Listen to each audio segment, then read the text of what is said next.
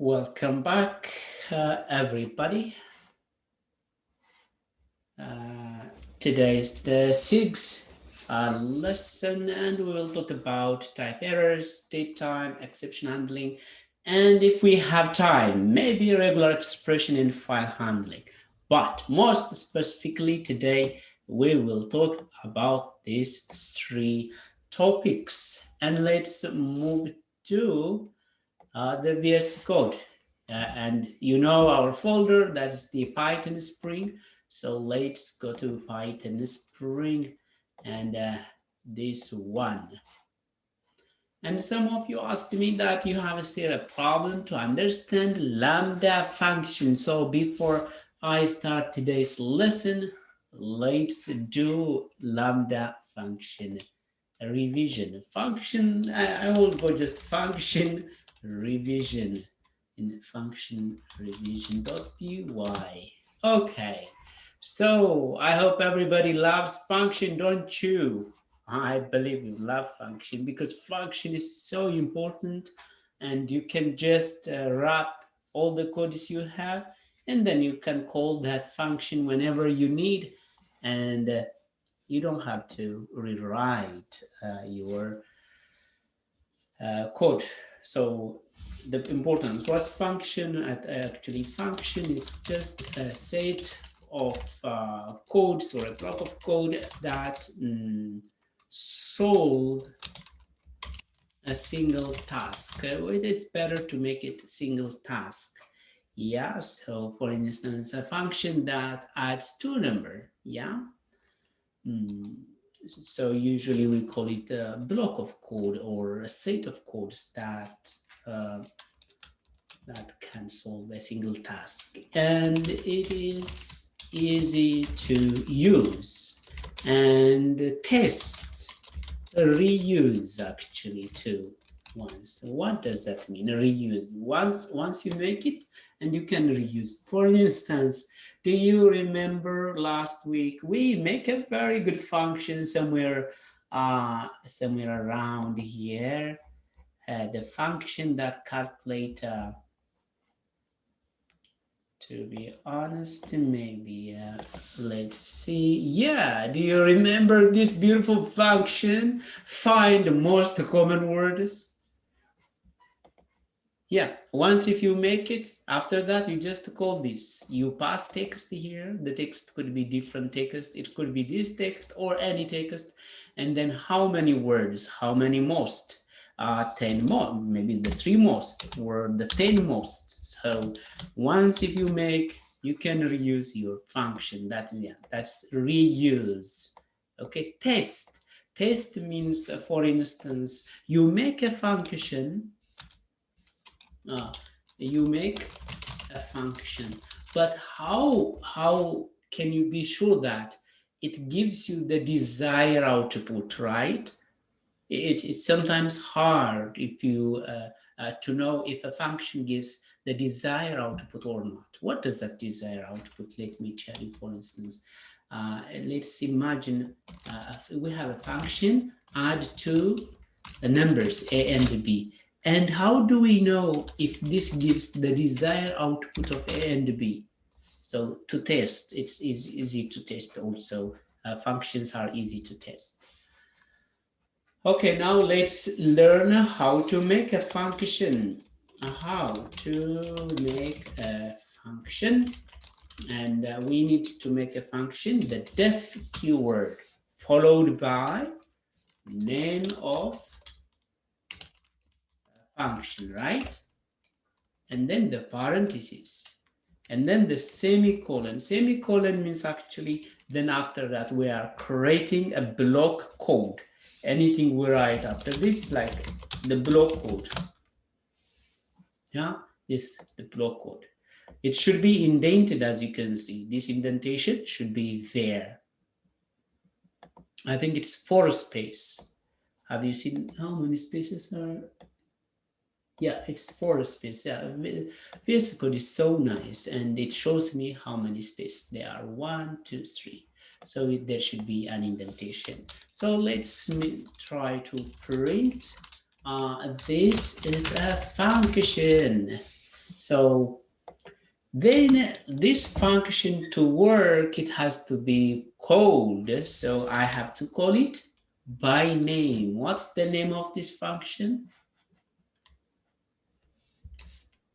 Name of function.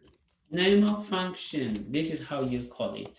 And then just if you run this, it should give us something. This is a function, or maybe I can call it, I can say it, I am a function. I'm a function. So as you can see, this is just a template or a syntax. So you can change this name to any name you want. Do something. Okay. I am doing something. I am doing something. So I have to change the name do something. Yeah. Let's try. I'm doing something. Now, as you can see, we wrote this a function and it prints some out. But I told you that uh, if you don't return something from a function, the value is actually none. So it's better to return this. I'm returning it. So if I try to print now, I don't see anything. So I have to print this. Yes. Why? Yeah, as you can see now, I am doing something is printed out from the do something function. Great. But this function doesn't take any parameter. If a function doesn't take a parameter, it's not that much of a great function, guys. So your function should take something. For instance, greeting, do function greet people. Yes, we love people and we should greet them, and maybe name. Okay, then I can say return f, and then maybe just first hi, uh, hi plus arrow, and then as you can see, it's I have to print this greet people, but this should come from, instead of writing, it should come from name from the parameter. Now arrow should be from here. Now let's see our function. Did I hi arrow, and there should be space here. What? Yeah, so our function greet people is working properly now. So I can call this many times. I can greet myself. Why not? Haven't you? I'm just not greeting myself. Yes, good. So this function can be reused, but now we can, instead I prefer using the string interpolation. So hello, and then prefer name. This is great. String interpolation is great, right? Yes. Oh yeah, so you can just now, you've been, now I'm reminding you how to use a function. Now let's do more. Make square. Dave make square n, right? To make some number square, you return n times by n. Or just you can use this, the 2 star, to make a power. Then print make square, and you pass to the square of 2 is 4. Everybody knows that. Great. Is it clear so far, guys? If you have a problem how to make function, I think today is a very good time to clear out any kind of confusion. Yeah. Okay, how about, for instance, some function which calculates some. Okay, guys, how about if I ask you a quadratic function goes like this? Quadratic function is something like this, plus bx plus c. How about if I ask you find solve quad equation? Actually, there is one problem on 30 days of JavaScript which says this, right? Who have seen this? Have you seen it, guys?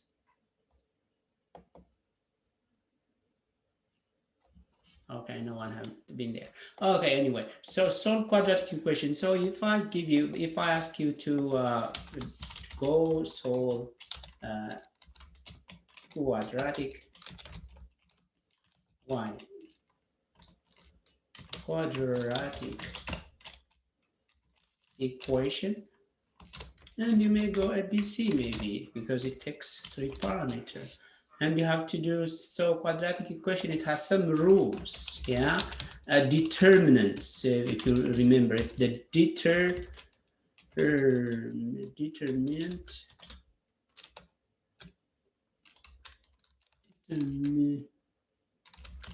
I don't know, if a determinant is equal to 0, it is a perfect square. And if the determinant is greater than 0, it has two solution set, and if it's less than 0, it has no solution set. That's as far as I know. Yeah. So the determinant can be calculated b square minus 4ac. Yeah. Based on this, you put a couple of 2 or 3 conditions, and you calculate a quadratic equation. Yeah. Do you want me to do it, or you prefer to solve it? I think it's better to do together. Okay. Okay, so together is good. So first, let's remind this. Let me remind you this: the square root of 6x plus this one. Do you know this one? Do you know how to solve this, guys? Yeah. So let's see. Some actually, you should check this times a times how was at least I remember. I don't know how I explained this. I split this to, for instance, x square plus 3x plus 3x plus 9. This part goes this, and this part goes this, and finally you get x plus 3, x plus 3. So this is the perfect square because the solution set is 1. But you don't have to go that far, so you can just determinant is equal to 4 times what was the determinant? Actually b square. So let's make square like this, minus 4ac. Yeah. So how can I check this? D, just tell me now, what's B from this equation? It is 6. 6, yeah, correct. And what is C in this equation? 9. I mean, first A, what's A in this equation? 1 and 9. So now let's print D. Oh, what?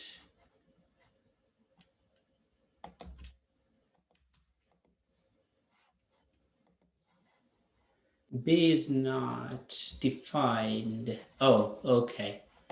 That's true. B is not defined since B is not, I have to manually put it. or this, yeah.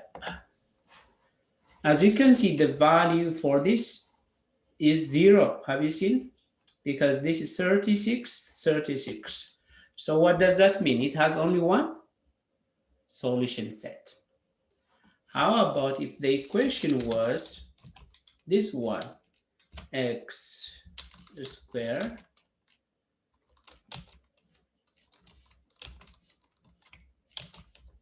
oh no, x squared plus r2x plus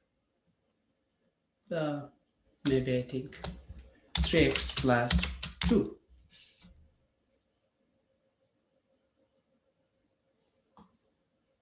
Let's try y. Again, d is equal to, what is b in here? 3 minus 4, 1 times 2. Print d. As you can see, d is 1. So that means d is greater than 0. But this is here, d is equal to 0. D is greater than 0. So the point is now I can go for that. If I solve quadratic equation ABC, and then now we have to have the determinant b squared minus, yeah, now we do put this right. Then if d is equal to 0, pass for the time being. And if d greater than 0, and if d is less than 0,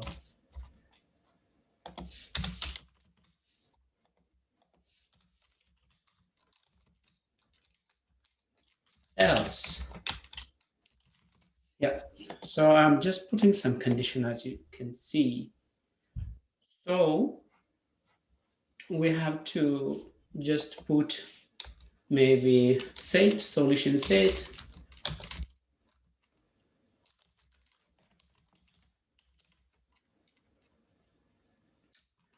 I put something like this.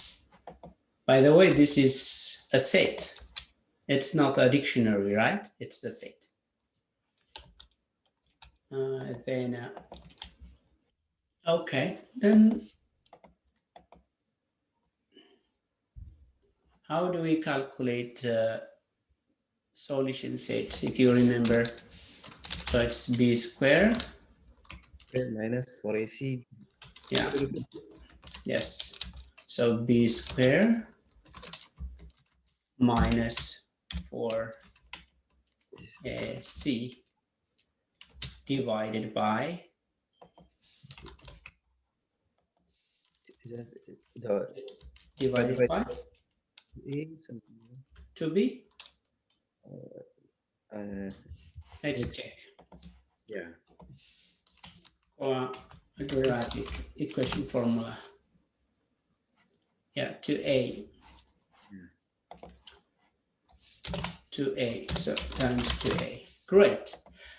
So this means actually the determinant. So by a, so we don't have to, so we can say determinant divided by 2a, the solution set.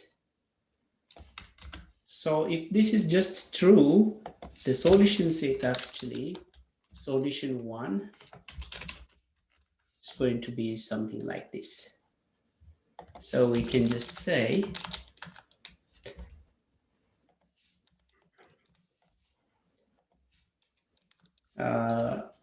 solution set append No, add actually. S1.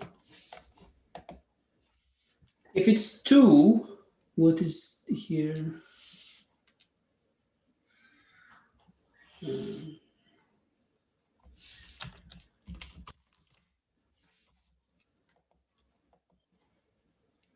Yeah, I think this was an empty dict. I was a bit confused. So let's create an empty set like this instead of this. Okay.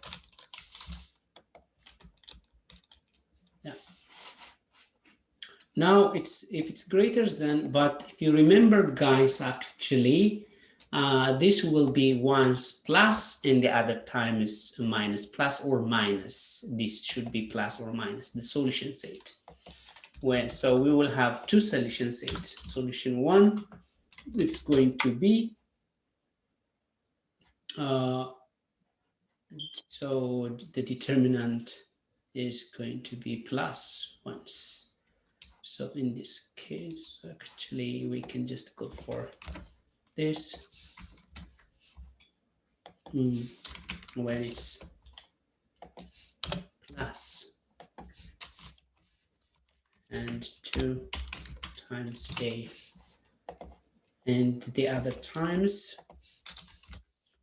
that solution set 2 when this is minus, and then we just put solution set at s, or we just in one go s1, no, solution 1, solution 2. I think we can add something like this, or yeah, or I'm not sure, but we can work step by step add them.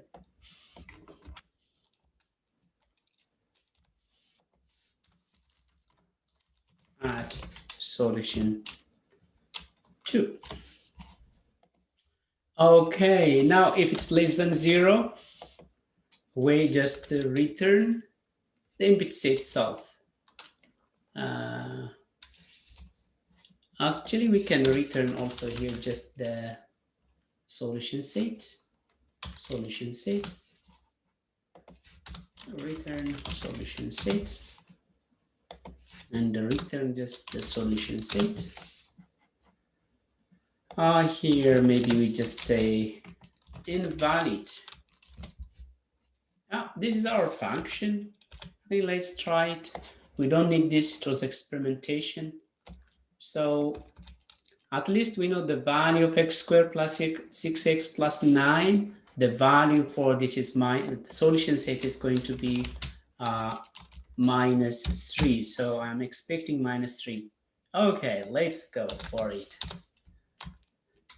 Print, solve the quadratic equation. What was a is 1, 6, and 9. Let's do 0, 0. How? What? Okay, we have a mistake then. Let's Consider see. Yes. before the square root of, I think there is a minus b plus or minus in front of the formula. It Where? should be when you determine the d. Actually, in the entire formula is minus b plus or minus the square root of b square minus 4ac divided by 2a. Oh, yes. Yeah, yes. I made a mistake. That's true. Yeah. So the formula, the real formula is this one. The determinant is this one. Yeah. Okay. Yes. Thank you. Guys, do you see this formula? B minus b plus or minus b squared minus 4ac over 2a. I am forgetting the equation. Okay, so this is not how it's supposed to be, so I should do it differently. It should be actually minus b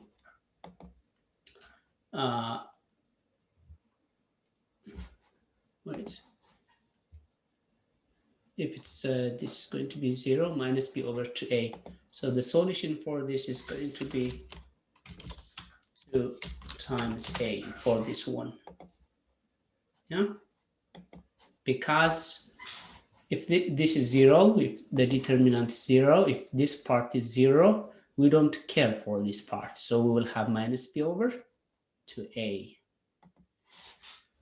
Okay, but for the other, what we should do, we forget this part, minus b minus b squared minus, so this is actually the determinant part, so I can just put here the determinant, so I can say d over d 0.5 is good. Yeah, so I'm making this like so you can do the same for this part. Oh no, yeah, I think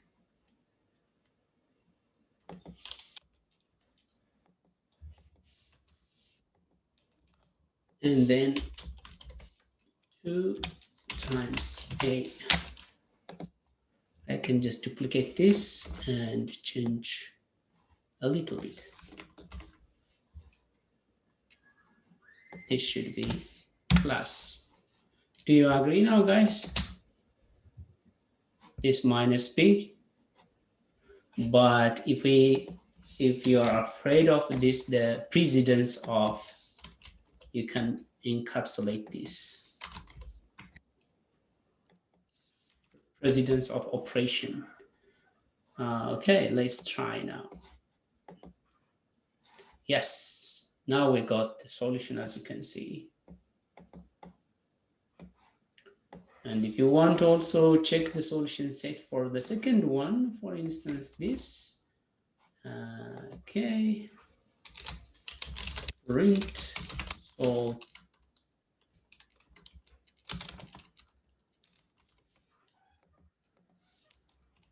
Okay, now as you can see, we have 1 and 3 and 2. I can imagine the solution for this one is going to be 1 minus 2, right? Is that a kind of minus 1 minus 2? Yeah, minus 2 minus 1. So we managed to solve this quadratic equation. So this function can help you to solve a quadratic equation. So again, these are the coefficients: a, here 1, 6b, c, 9 for this equation. So these are the coefficients. And this is how we calculate the determinant, this part of the equation, b squared minus 4ac, yeah? And why we need it? Because it's important to know what kind of quadratic equation we have. Is it a kind of a perfect square, or is it a kind of an equation which has two solution set, or is that an empty set? If the determinant, if this is equal to 0, it has just one solution set. That's a perfect square, and we just have one solution set, or it has one root. Yes, and if it's greater than 0, it has two solution set, and then we did it. Yes, guys, if you do your part during your high school mathematics, this is, you know what I'm talking about. Okay, let's just stop here, and now let's talk about lambda function. Okay, why lambda? Why we need lambda? As I told you last time, it's a no numerous function, a nameless function, a function without name, you may call it. Yeah, without a name. Okay, great. So sometimes we may just run lambda, please do something for me and do this. Actually, this is a mixed square function, but Make square function, it has a name when we declare it. How do you call this function? Can I call this if I write it like this?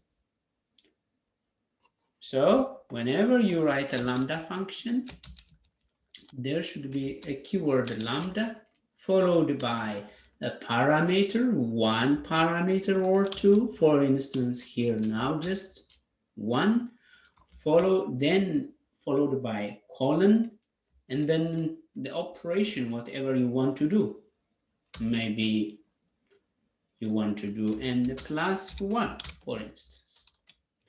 But this is not stored anywhere. I have to handle it. How do I call this? I just want to ask you, how do I call this function, guys? Tell me. First, we need to assign the result with variable, and can we Yeah, do that? that's the only way I can do. One way to make use of lambda function by assigning it to a variable, and then that variable acts like a function, or by passing this as in a parameter of a function. For instance, we have used it in a higher order function. I will come to that. For instance, this I can just assign it as in x. If I print x, what do you expect? If I just print x, yeah, as you can see, it told, yeah, you are printing a lambda function. Yeah, this is just a function. Now this, so x, it's not anymore just an ordinary variable, but it's a function actually. So it can take a parameter. So I can pass 2. It should give me 4. Huh? Why not? It is It should be 3 because it's n plus 1. I thought it should give me 3, as you can see. And if you want this to maybe, as I was expecting, it gives you 4. Or if you want to maybe even change it to a plus b plus c, and actually this may gives you, for instance, x a times, or a times some value, or just I can just plus b times, actually I can just say 1, or a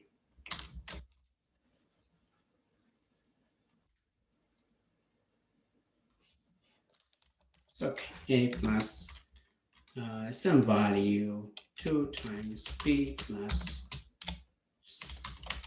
this. For instance, as you can see, it takes some value. So now if I just put 2, 4, 5, what do you think the value of x?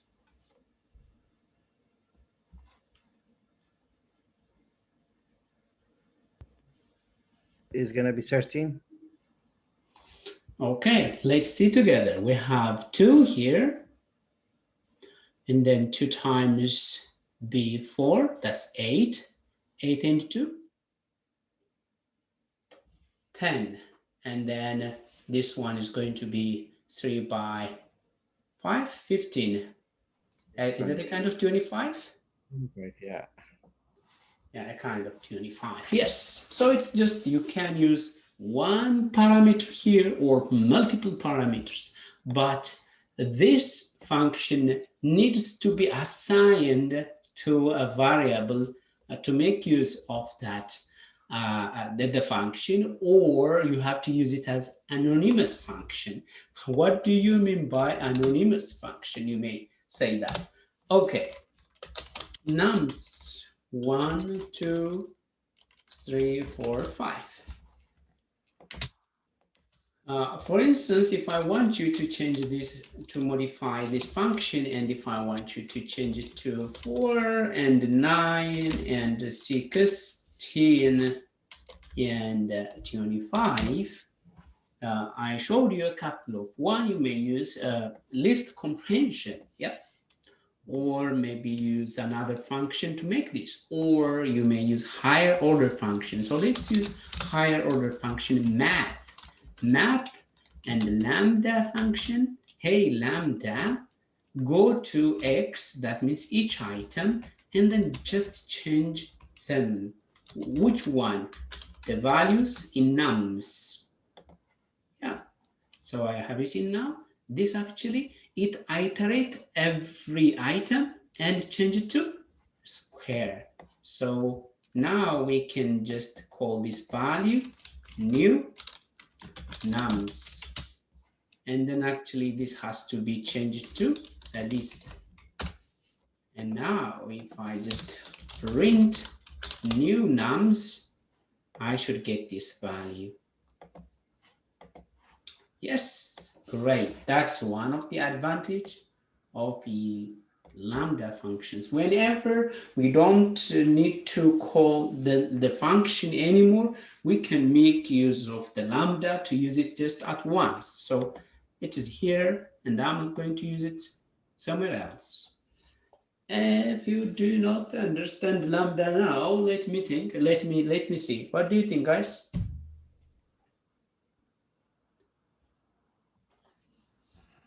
Yeah, it's okay. So in the when you give an x for I mean is the nums in the end of that, yeah, that one. So I'm just a bit confused how Python Yeah. understand that the x is the numbers in the list. Yes. The Yeah. number in the list. Now as I have changed it. So this, what do you have? So that means you have for num in nums, if you go, you get them one by one, right? Yeah, you get them one by one. You know, you're sure that you get them one by one if you do this. I am expecting some affirmation, yeah? Yeah. Oh, okay, so this map allows you to iterate through the nums list. Then we can use any variable. It could be a or x, but it could be good to make use of something similar to this. Now, hey, from nums, change the num to square every time. And similarly, if we have the countries list, the countries you know, I'm tired of writing. So we may have short countries list somewhere.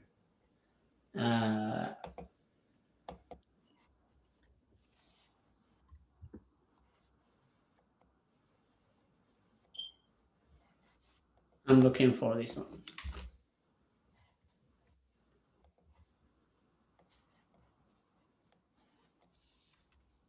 So you have this, for instance, if I want to change this to a new countries array or list, I may say map lambda country, just C or country. What do I want to do? Yeah, maybe country to uppercase. To uppercase. And then from where? From the countries list. Now, so easy. But this actually gives you a kind of object, and you should change it to a list. Now, if you check print new countries, you got this. Not only this, you can also just change it to different structure. For instance, if you want to also country code, after you change it to uppercase, you can just slice it up to the 3, and then it may gives you something like to have Finland, Finn, and Sweden, and Sway, Denmark, Dane, something like this. You can do the same with, what is this called? The, what was that? List comprehension for country in countries. Okay, I think I need another additional. So this is pretty enough the same. Like, let's test this. Country list.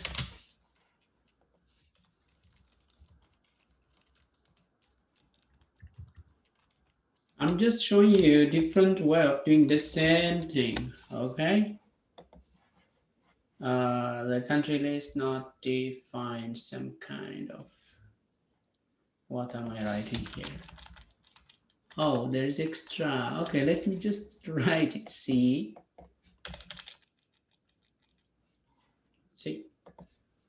yeah, the same result. So for me, actually, even now, this the list comprehension is more elegant than anything. Like, and actually, it says that also this saves more memory and more efficient. So you may go for list comprehension to solve lots of problems. The code is so easy to read, elegant, memory efficient, and highly optimized. Shall we move on? We have 10 minutes before the break. Shall we? What do you think?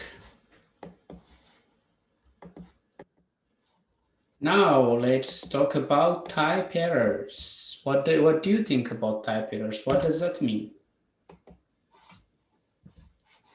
Is it in related to data type errors or? Yeah, it's related to any kind of errors. So let's come to here, CMD.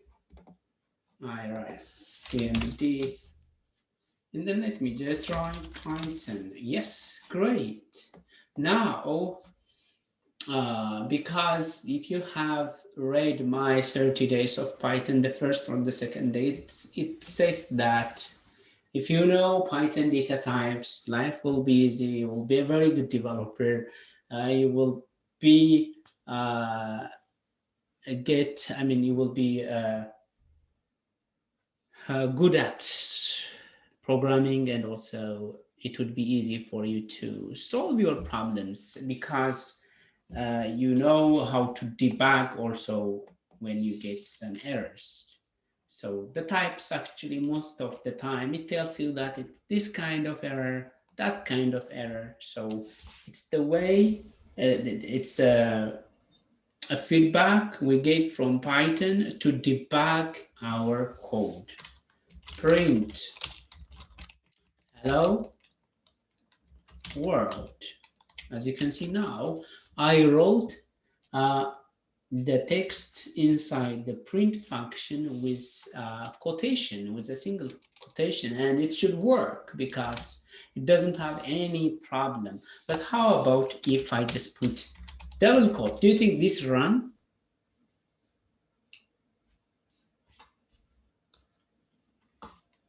No.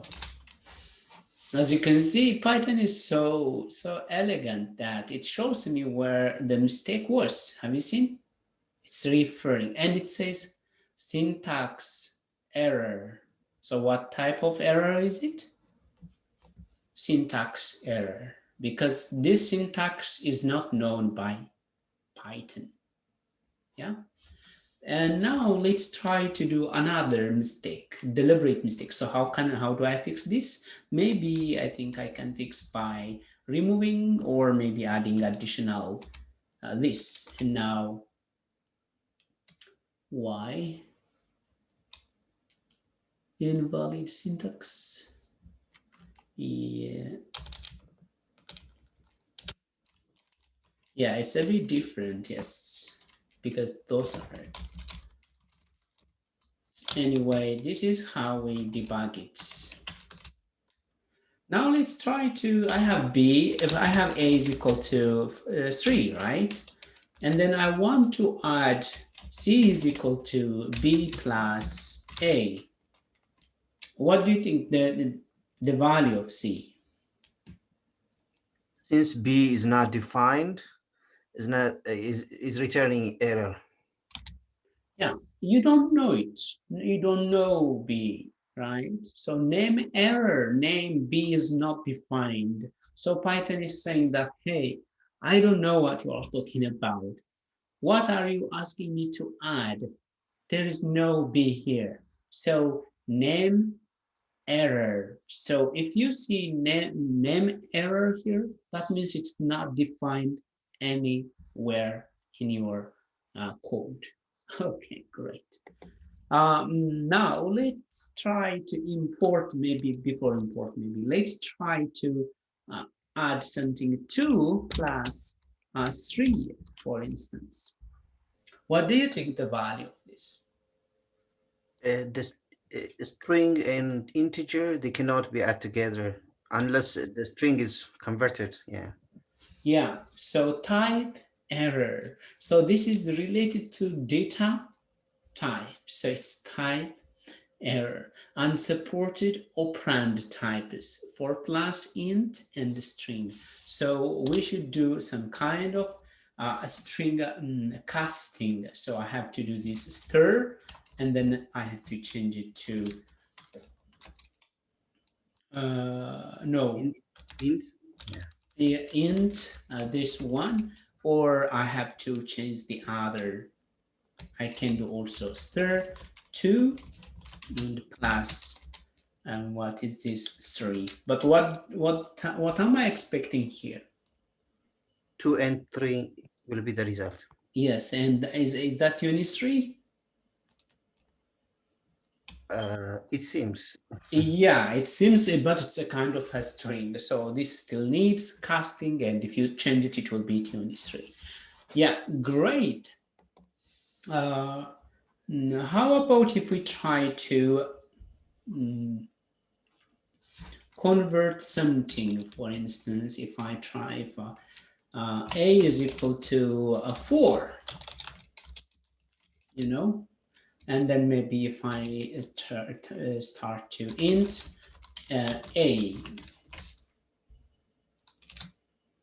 value error. Have you seen invalid literal for int with base 10? We change, if a was actually 4, something like this, I can change it to a float, or float to a, it would be like that, or int to a, oh sorry, it can be changed to integer. But this 2 is something like, I can't change this text to a number, okay? So you can't change this to float a or something like that. So value error could not convert string to float, something like that. And now let's also import something. Import maths. I know the name of the module is math. If I say math, it may say something. Module not found error.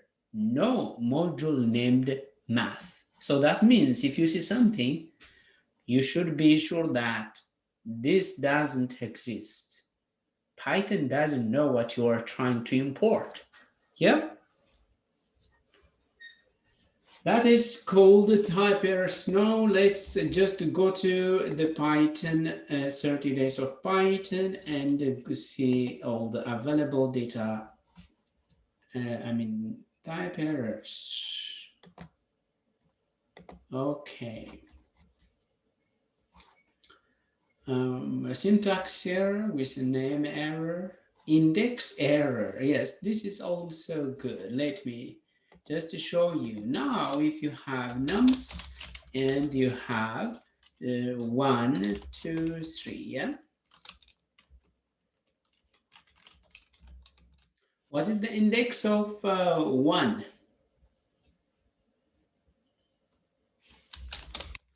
The index of 1, that's 0, yeah? What's the index of 3? 2. 0, usually it goes 0, 1, 2. But how about if I try to nums index 4? Is there any index in here? 4? No, it's not. It doesn't. So you may see that index error. So your index usually is less than the length of the list by 1.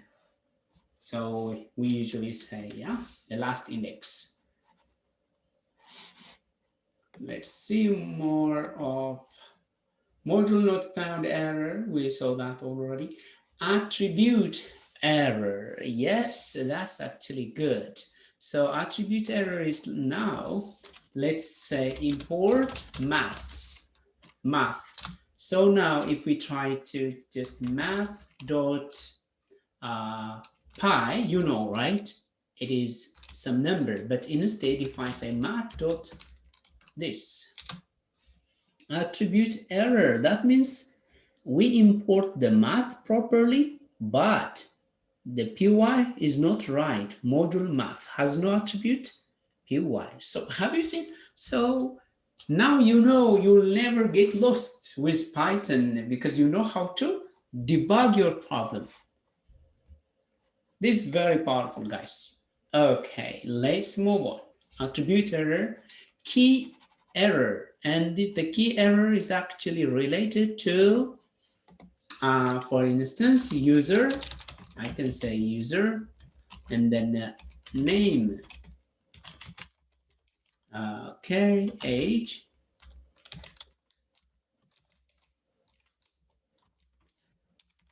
and country.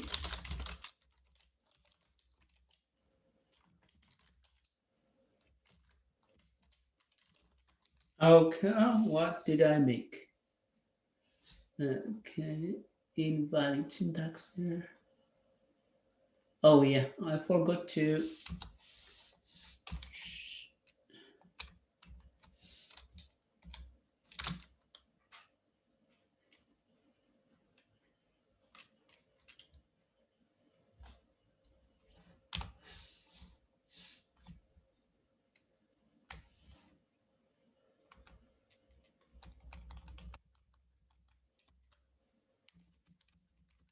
We have the name.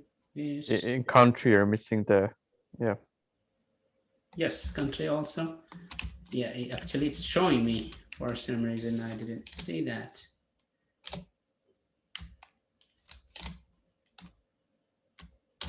Yes, now the user is a kind of a dictionary. Do you think this user has a city? No, it doesn't. But if I try user and then city, because as you can see, you may see key error because I'm pretending or as this user has a city, a key, a city key, but it doesn't actually have the key city. So those kind of errors. Type error, I think we saw it already. And import error, import, for instance,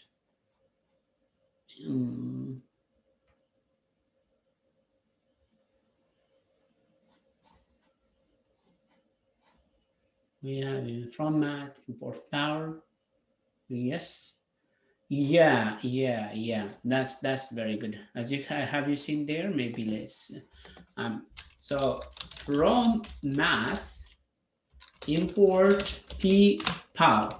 This is good. Now the power of 2 to the power of 3. Everybody knows it's 8, right?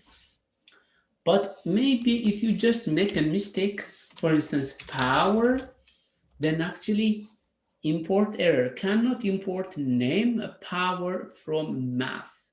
So we are sure that there is a math module, but the way we try to import power was wrong.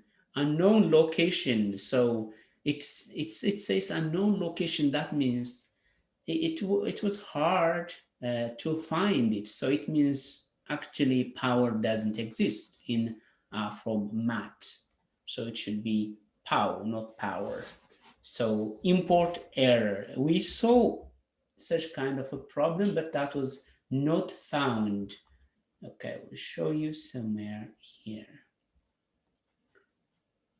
Module not found error. No module named math. So this is just the module itself. It was not there. But this is actually import error. And we saw also attribute error somewhere. Attribute. If one of the module, for instance, pi is not there, this way. I think you got the point. Value error, we saw zero division error. Okay, let me ask you, what's the division of 3 by 2?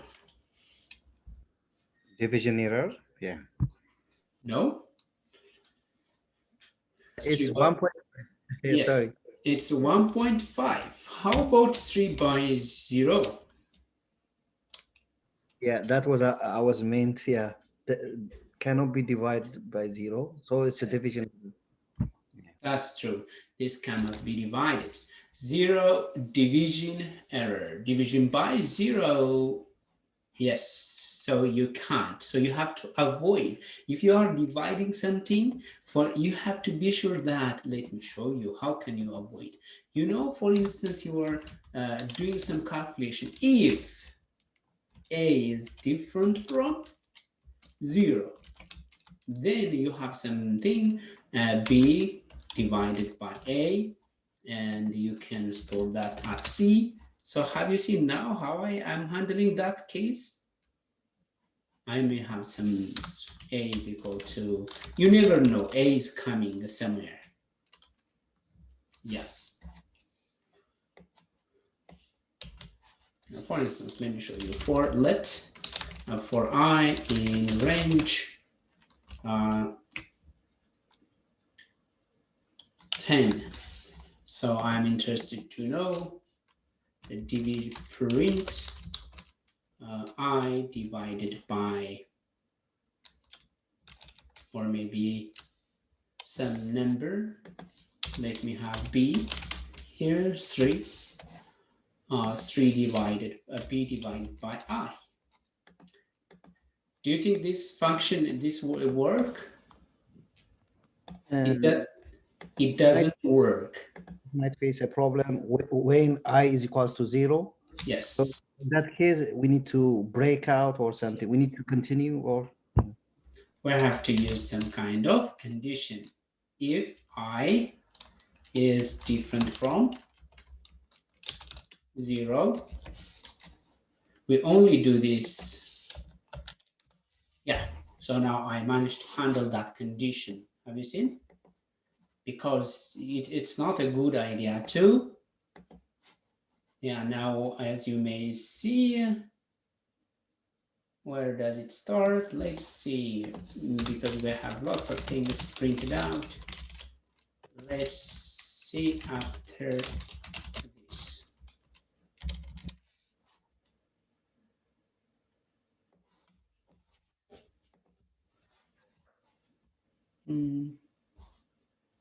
Yeah, when it's 1, yeah. So as you can see, then it's getting smaller and smaller and smaller. Yeah. Great. Because we've been dividing 3 by, first by zeros, but we protect division by 0 at this condition, and then by 1, 2, 3 up to 10. If you divide 3 by 10, you get 0.333. Yes. It seems that's all about most of the errors you may encounter. Let's have a very good break, and then we will continue. Yes, have 15 minutes break. Today I like to be a bit generous. Okay, and I will see you after 15 minutes. See you. Welcome back, everybody. So we saw how to debug our codes in the first session. Before the break, now we move on to date time of Python. That's really great. Where is it? I can see it. Here it is. Okay. I may, as you can see, it doesn't have much to read about this, so it's really easy to follow. But before that, let's structure our code here, because maybe if you want to revise, it might be hard for you.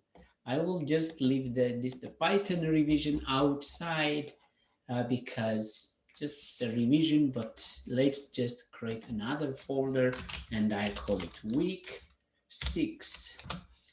Yeah, so now I may just call it date, time, py. Guys, in programming, you need time. Yes, have you seen the time just changed it now? It becomes 9:05. We do things based on time. We track activities. When do you have this lesson? You know, at least we have this lesson every Tuesday at 5. So it has time. Maybe we may interested on someone's tweet, daily tweet. Maybe Donald J. Trump tweet, yeah? What maybe if we are interested to understand the time pattern Donald J. Trump tweets every day, at what time of the day, maybe. So time series analysis, it related to weather, some activities, social media activities. When was the first time someone logged in? Or maybe the last time he logged in. So we need timestamp. Timestamp is very, very important, yeah? So we need to know how to handle time using some programming language, and in this case, it's going to be Python. So we have to import the date time. Yesterday, someone posted in the group, the Telegram group, you mentioned that there are quite a lot of modules. Someone is frustrated about the number of modules. Yeah, no need to be frustrated about the available modules. Instead, you should be very happy about them because it makes life easy. So for instance, now I'm importing date time like this, so easy to import, yeah? And then you just to know what modules are there, sub-modules to see there, and then date time. And then let's see what it has actually, because you don't have to memorize lots of things. As you can see now, there is a different date time, copy, then sys time, time delta, time zone, something like that. So this actually, even it has print. This date time has another date time submodule. We are interested in this actually.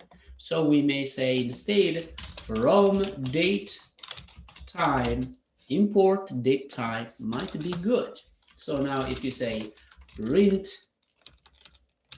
date time, it may print some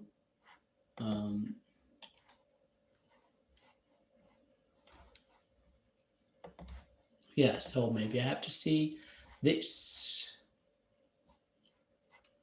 Yes, so from date time import date time, what did from date time import date time, and yes, I have to. It doesn't have this.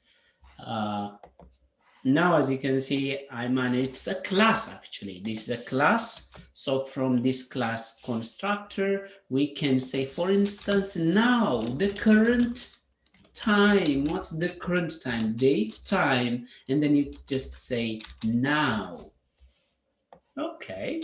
Let's see what we get from print current time.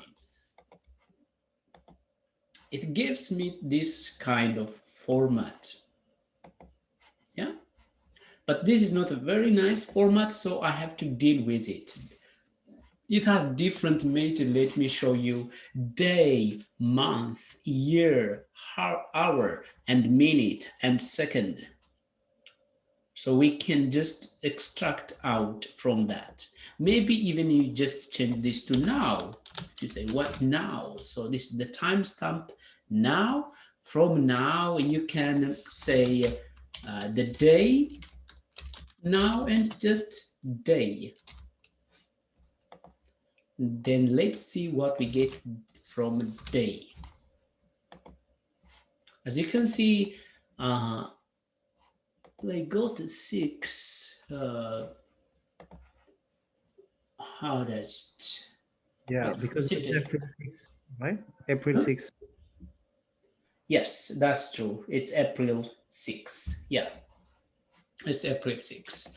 So then the month, if we go for month, now day, maybe a month. So we may not get, as you can see, 4. Most probably we may get 3. Let me just print month. Oh, in Python, okay. It gave me 4 actually. So it's the month. In JavaScript, it gives 3 actually, because the month they are arranged in an array, so it starts from 0. But here actually it gives a 4. That's great. And then the hour, the minutes, and everything we can extract. Let's go just hour, or maybe at least first the year. Now just the year, and print the year. Yeah, now if you want to just print something, a print, and then f of this, what is the, maybe it's European way, the day, and then the month, and then the year,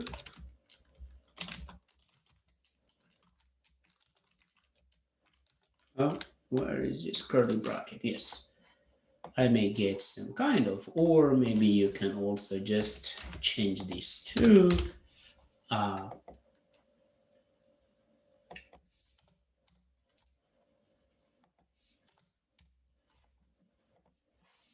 different format.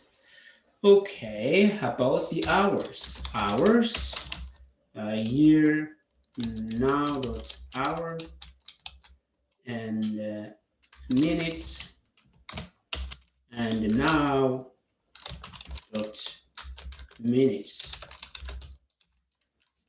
And maybe if we are interested also in that, we may put hours, and then minutes. We do the same for that.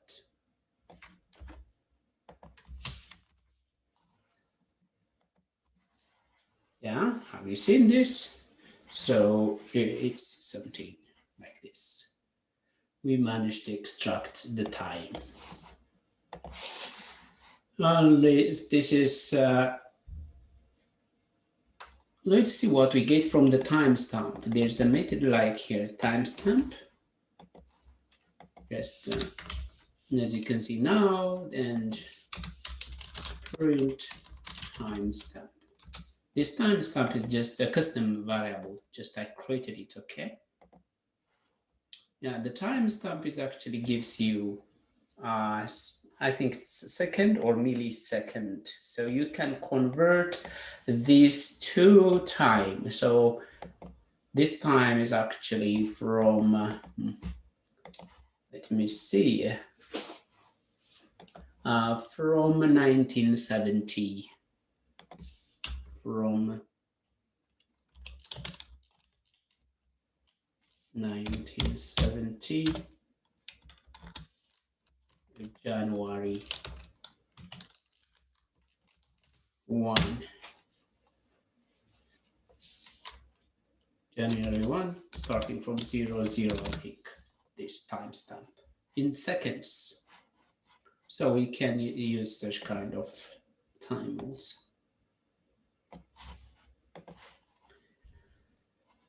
Okay, we saw that. Now, formatting data output using stir f time. Yeah, this is very important. For instance, if you go to Twitter and if you fetch some data or something, data is actually already in a form of string, so you need to convert that. Okay, now let's learn how to convert some form. Let me just show you this. Is it clear so far, guys, this part? I have one question. So how can I check? I understand that if you check with dir, you can check what the module includes, but how can you? So now when in the datetime module, there is a datetime attribute. So how can I check that what the attribute includes? Okay, good. I think you can do the same. Let's see. Print dir and then date time. Again, date time. If you do that, it shows you the set modules too. For instance, what did we use already? We use year, if you remember, now, month, minute, hour, day, date. For instance, if you see date, let's see the date.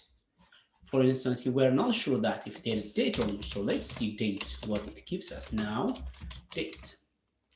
And let's see also what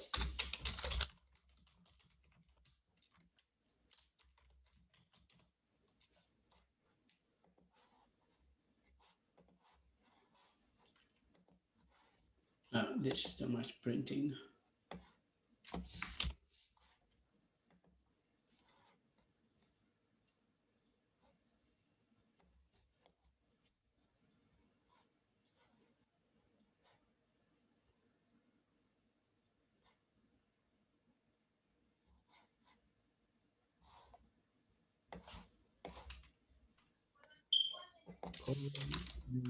Yes.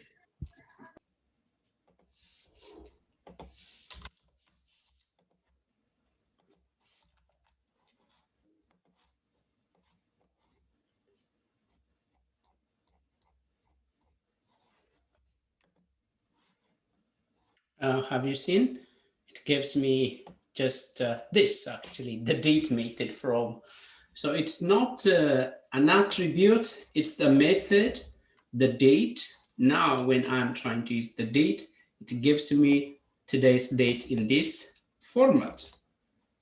So you can check the, but now you may have another question. Then how do I know if it's just an ordinary attribute or if it's a method? That's also a question. Even me, I don't know. For instance, I thought it's just an attribute and I called it without a parenthesis. But when I call it, Python told me that it's a method. So I adjusted it to a method. Is that clear here? Yeah, more or less. Yeah, so you don't have to really remember everything. So now here, for instance, you don't know which one is just an attribute, something you call like this or like this. You don't. So I just checked it. When you just, if you do something like this, it tells you that it's not there. So then, and if you call it, for instance, I called it like this. It told me that Python told me that this is not just an attribute, it's an object, it's a method. Then okay, it's a method. So read errors. Let's do that error again, and I want to show you.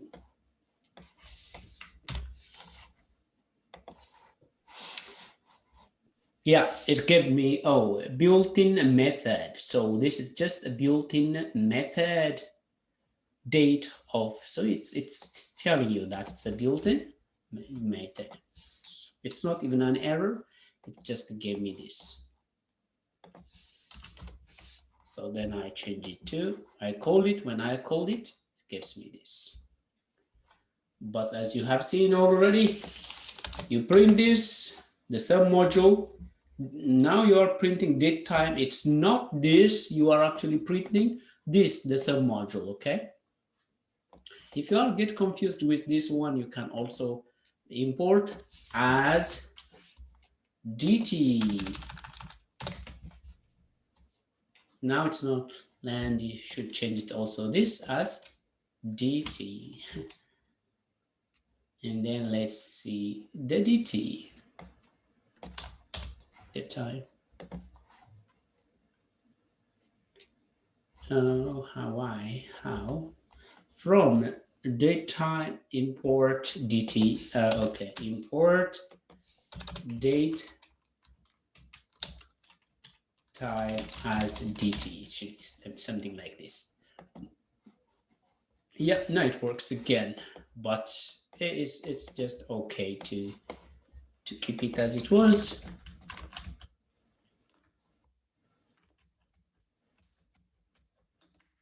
Yeah, good. Now let's move on to this part, the second one, formatting. Sometimes it's not, we may deal with time in something past the time, so we should know how to handle time in general, time in different format, in date, time object, or in a form of string.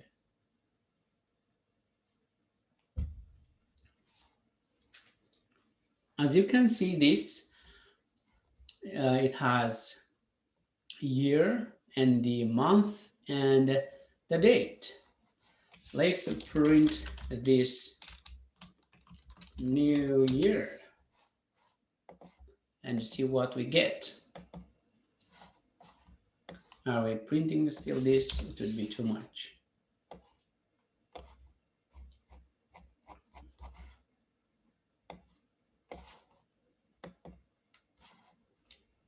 Yes, as you can see, we didn't put the hours. For instance, if you pass also the hours, for instance, at January 2020 at 02, maybe 2, and maybe 30.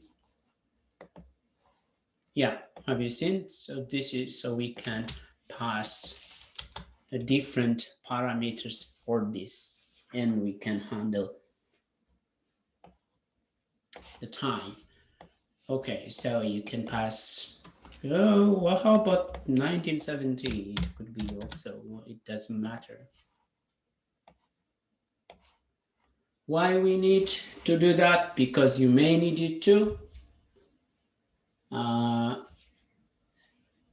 calculate time. So then we do the same thing. From this, we can get a day, month, year, hour, minute, and second. Yeah. Yeah, just maybe to show you what's the print new year, and the day could be the first day, as you can see, and then print a new year, and what was the year itself. Actually it was 1970, as you can, maybe if you're interested also the time, new year, and the hour was at 2 or something. Yeah, so we can extract the different time attributes like that. So I think this is clear, I would say.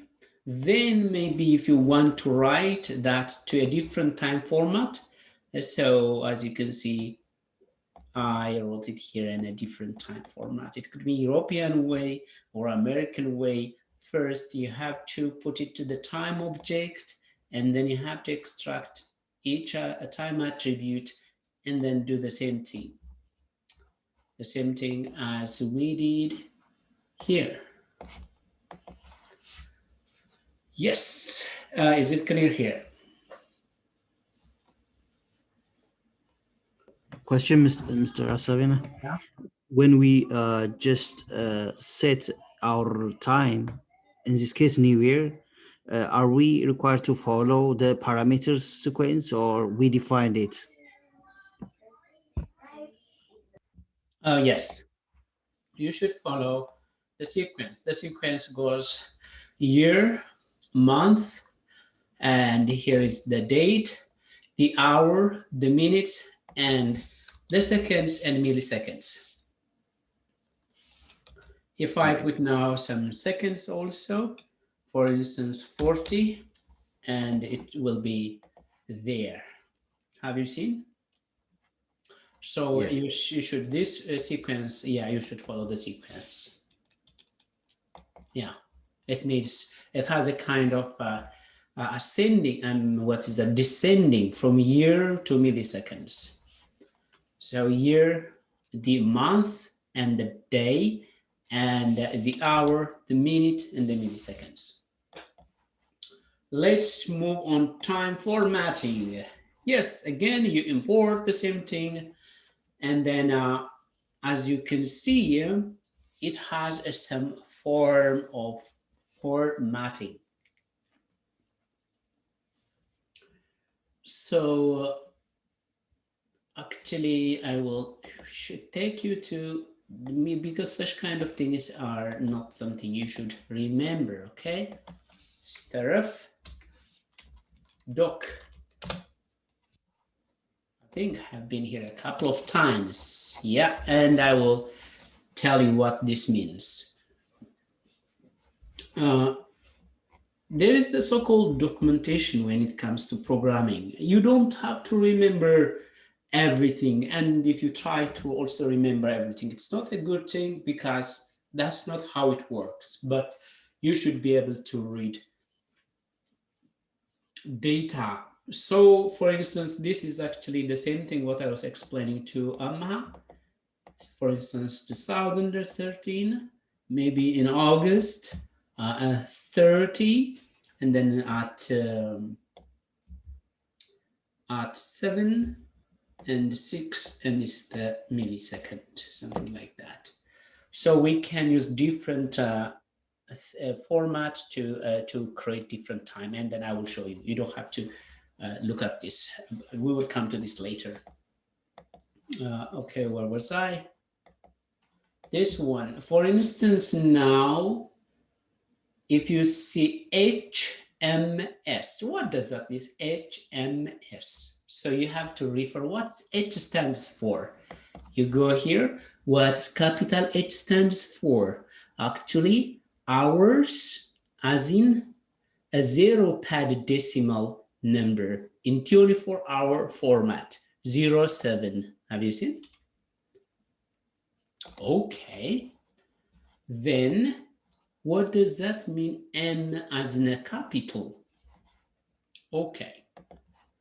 M as in a capital, you go all the minute as a zero padded decimal, 06. Great. And then S capital again. What does that S capital mean again? Seconds.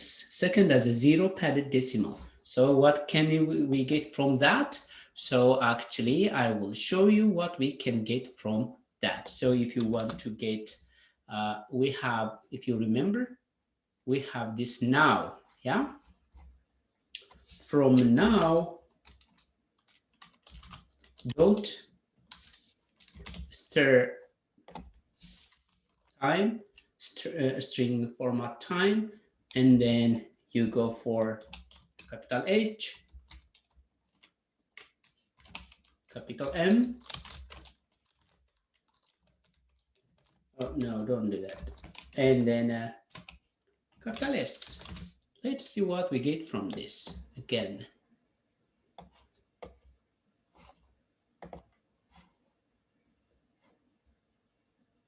Where am I printing? Yeah, I didn't print anything. Print, that's good. Sometimes I do something like that. Yes, have you seen now? The time, as you can see, 1929, and the second was like 00 by accident, but now if I, yeah, have you seen this? How about if we are interested to take another format, maybe year? Okay, how do you get the year out? It's, oh, like this. Okay, great. Percent Y. So you just add percent Y. Maybe for the time being, I can just leave it like that. And how do I get the month? Okay, this one, and small m. Then I am interested in percent small m. And then the day. Day of events, this one, small d.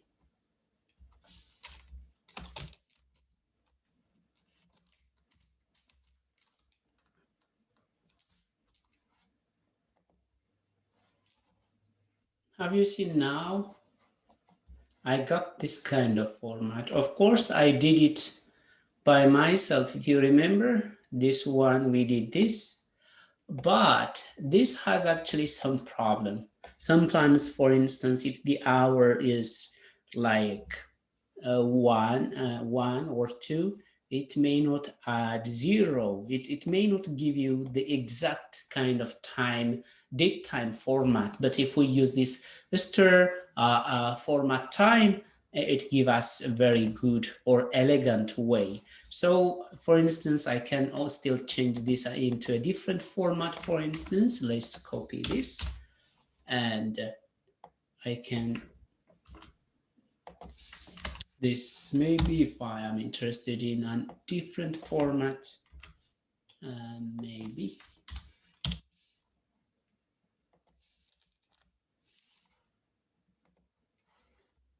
0604 for this, or maybe also the different format if we are interested in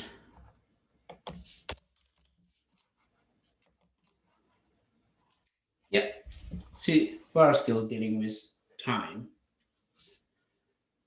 So do you understand how you read these symbols? You don't have to remember. You have to come here and check how it looks like.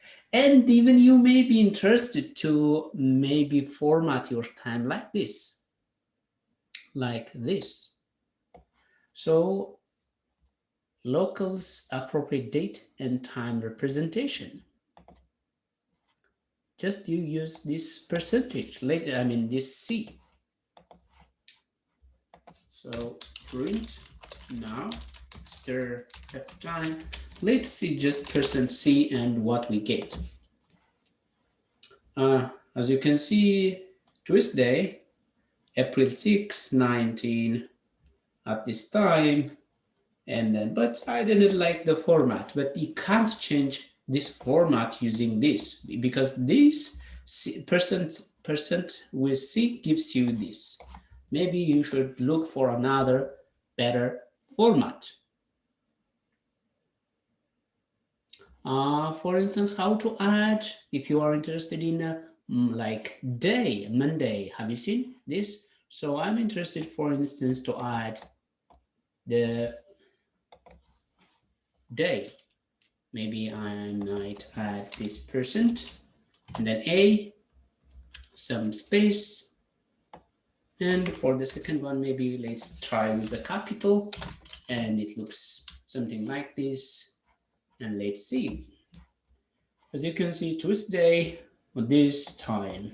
So you can create a different kind of time format. Did you understand, guys, what I'm trying to do? Time has different format. So if you have the time already, the time object here, you have your time object, then using the string format time method, you can pass different formats, and based on that format, you can generate different date time format, as you can see. Okay, another fancy, maybe this one also. You might be interested in what time of the day. Like, if you see this, it adds AM and PM. So I may use P. So most of the time you add that here, right? Percentage and P.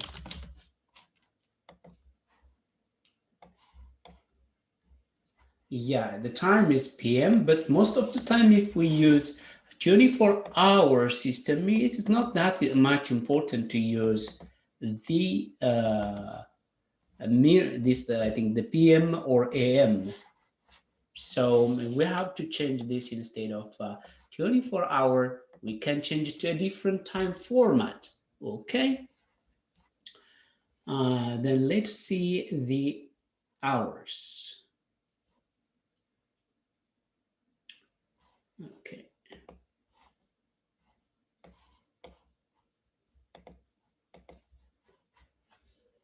The hour is a capital here. Yeah, as you can see, H is 24-hour system, but I am interested now in a 12-hour system, a zero padded, that is capital I. So I want to change to a capital I, this one. And then it will be, it makes sense. Now, let's see.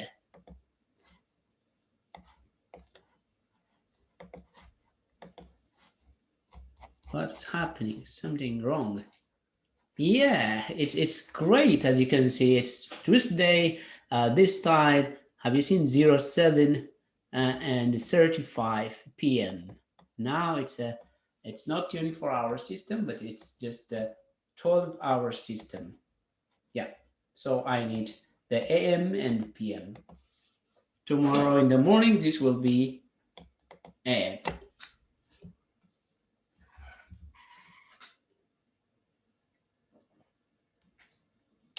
How is it going, guys?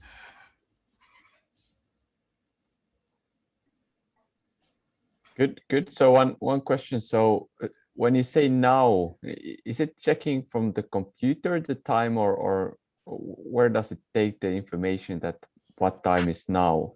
Yeah, that's the computer. Yes, the computer time. Yes. Okay. For Yeah. instance, if some of you are, if you are like in Africa or Asia, it just shows that time of the day. Now I'm in Finland. I have this time, and it just take the computer time. Yes. So this has lots of importance, as I told you at the very beginning. When users log in, when they post something, yeah, for instance, if let's just the importance of time.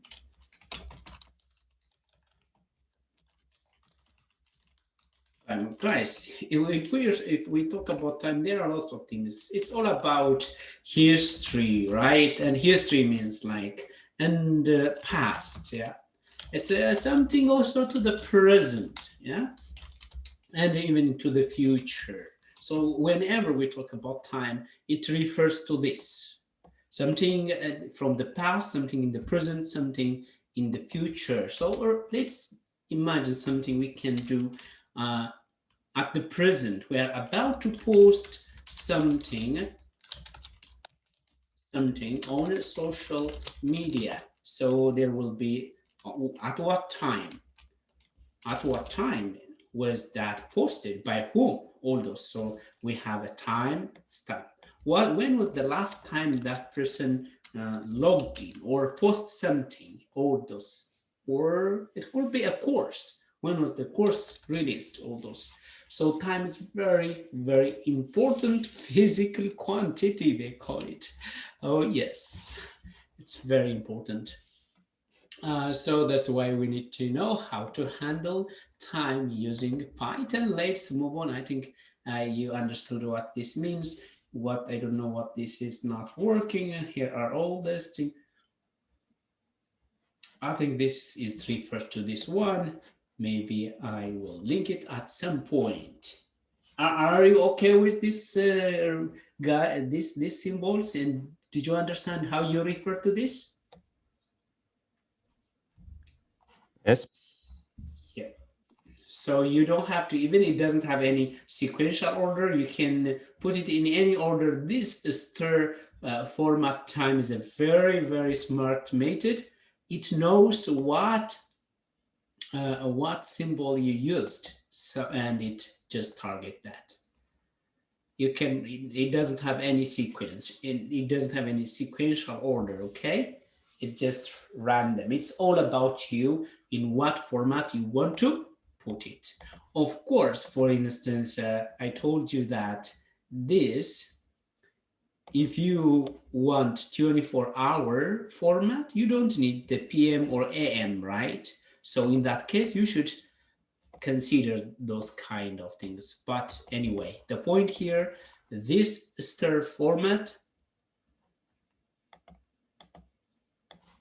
this stir format time allows you to make any kind of time format, American, European, or whatsoever time format. So let's string to time using a string p time. Yes, this one is so nice. Have you seen? I may ask you at some point, I may give you just a text full of some times, yeah, timestamp. Maybe if we go to also 30 days of Python, there might be some similar 30.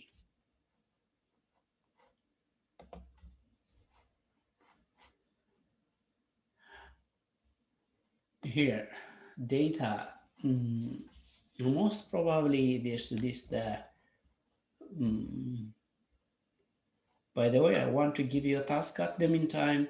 I want you to read Melania Trump speech and Michelle Obama speech. Not when I'm saying read, not like by reading, but using a code. You read and change this to any kind of format, and I want you to compare Melina's speech and Michelle Obama's speech, because in 2015, Melina gave a speech, and lots of mainstream medias were talking about this speech because there was some similarity between the speech that people were saying that Melina might plagiarize the speech of Michelle Obama. So check if really if there is some similarity between the two speeches. Now, because you are developing some skill that you can do this. So first you just change to word and just find some similarity or pattern. Okay, I will show you here. Let me show you. This is just a very big text. It was collected by Michigan University. Dr. Sheikh, I think I took this from him. This is an exchange of emails, and it has some timestamp, as you can see, Saturday, January something. I may ask you, for instance, to just collect only the time, and also to do some time series analysis, some kind of. So this time, they are not anymore as in a time object, instead they are string. I think we should work on this file. It's really very beautiful. There are lots of things to develop and learn using just this file. I can see that. Okay, so that's the point anyway. So the time is now, it's not anymore a time object, instead it's just a string. Now we are about to deal with the string to time. So string is a different data type, and time is by itself a kind of a data type. So I want to just copy this because already we have date string. I called this variable date string because what I stored is actually the date, but in the format of a string, so my followers can understand what it means. Yeah, great. And then, as you can see, I use this stir and p time. You pass the here, and then again we use the same type. So let's see this also documentation.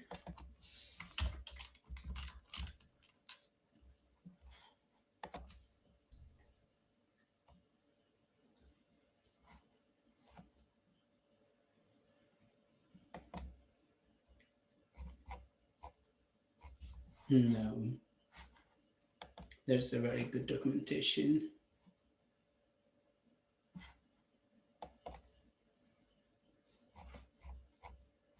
I would say this was good enough. Someone prepared a very good documentation for that. Here we will go through this. Okay, so it's easy. What you do, first you pass the string here, and then you just put some structure. Great. Now let's just print date. If I print this out, you get this. Of course, it's a string, nothing happened, right? But instead we should do date time stir, not stir f time, stir p time when you change from string to date time. And then date the string. I have to pass this as an argument. And then the format. If you have seen the format here, for instance, what is D means? You never know what it means actually, unless you refer. So let's see what is small. It's lots of. Okay, I have to turn this on. Pause on all webs, not pause actually.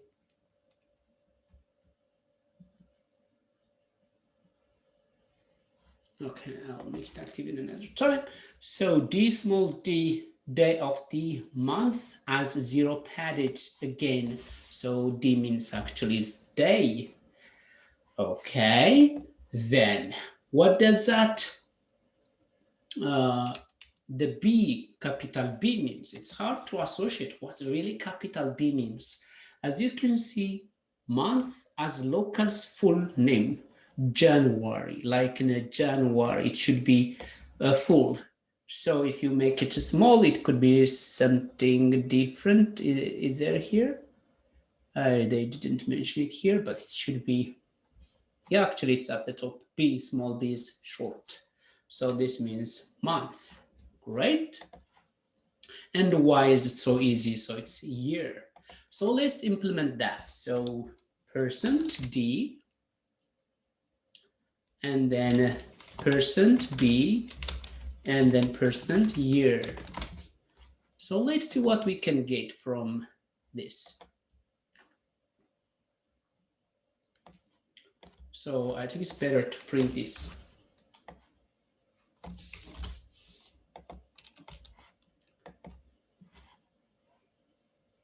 Yeah, have you seen what I got here? I got a kind of D, but I'm not convinced.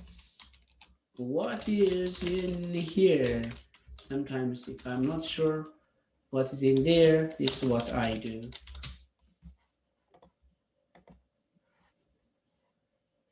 Okay. Person D, person B. Let's see what was in here.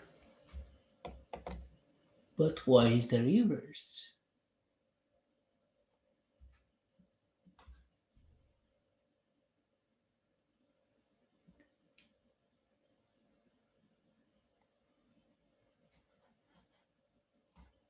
Yes, yeah.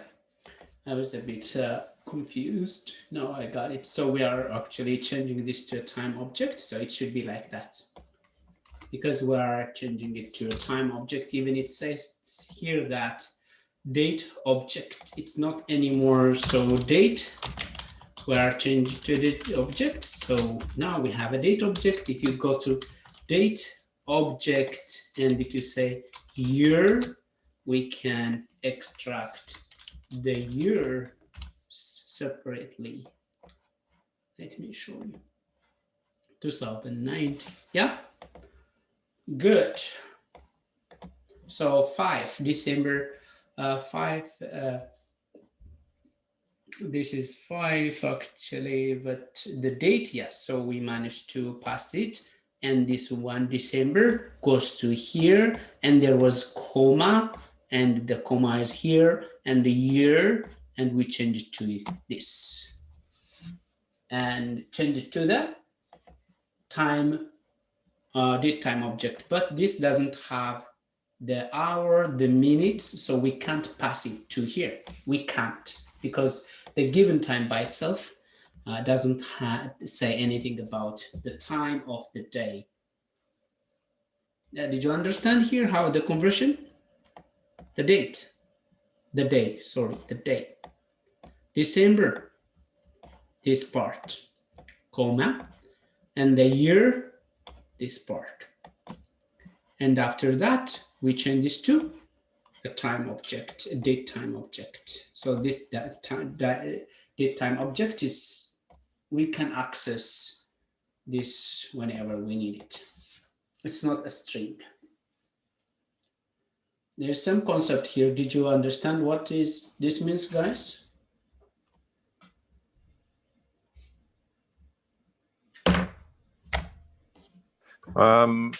What happens if you put their date object dot month, for example? Yes. Is it possible? Yes. You should get. What do you think? What do you get? Tell me.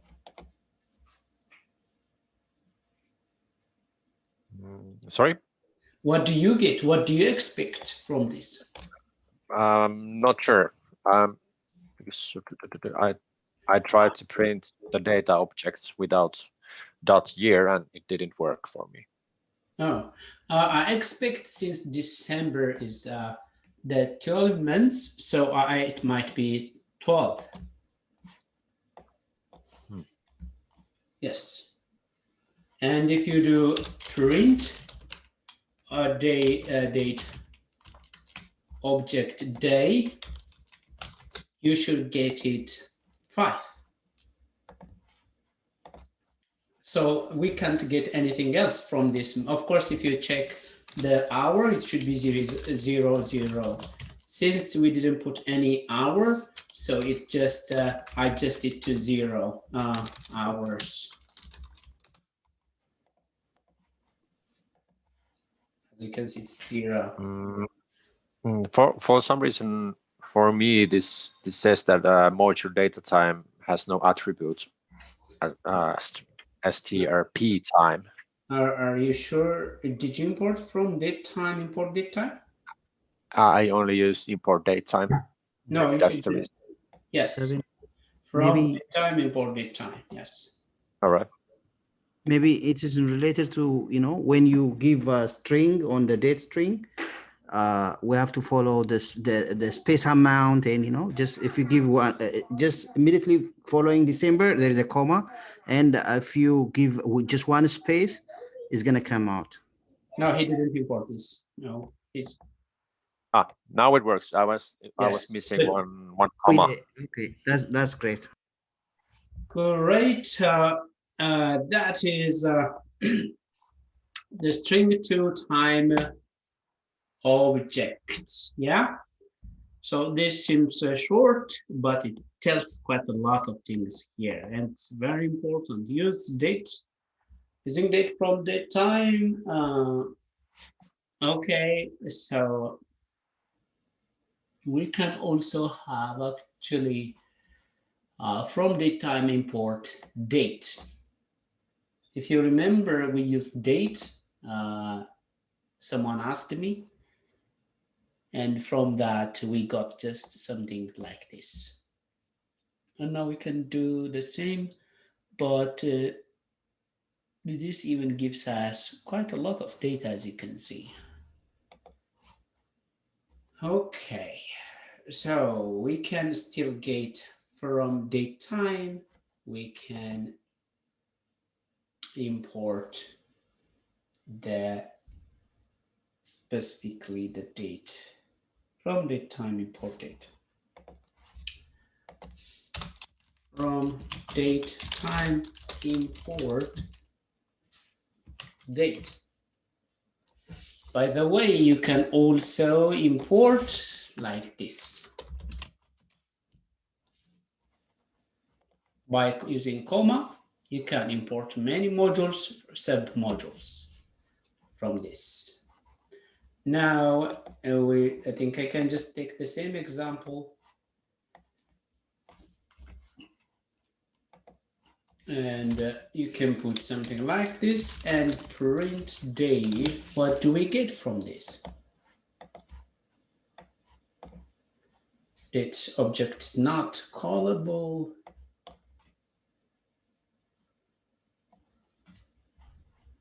Where? Yes, it's not callable. So year, for instance.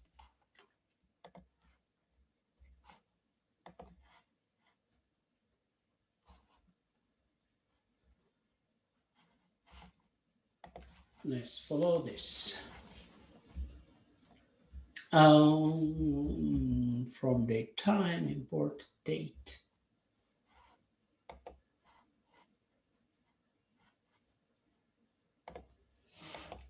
Surprisingly, the same code is not date.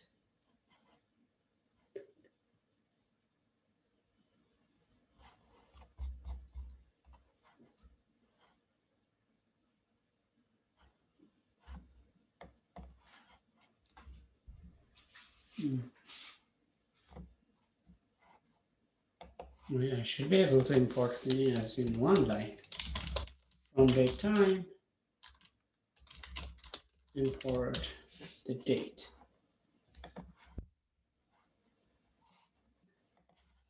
Okay, let's see if I have any problem here. Just copy, sometimes save you any.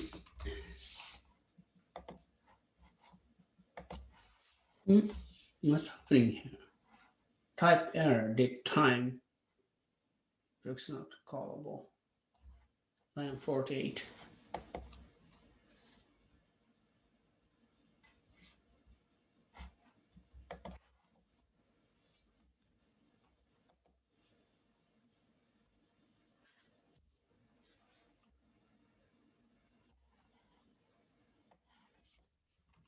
Okay, maybe I have a problem in here. Let's check.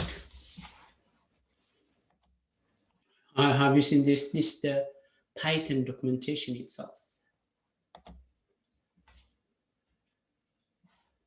Yeah, it should. Yeah, it's good. Up to there, up to that. Yes.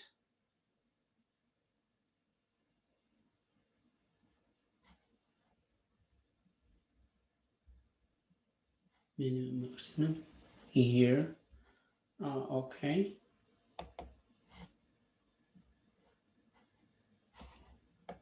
Yeah, let's see here.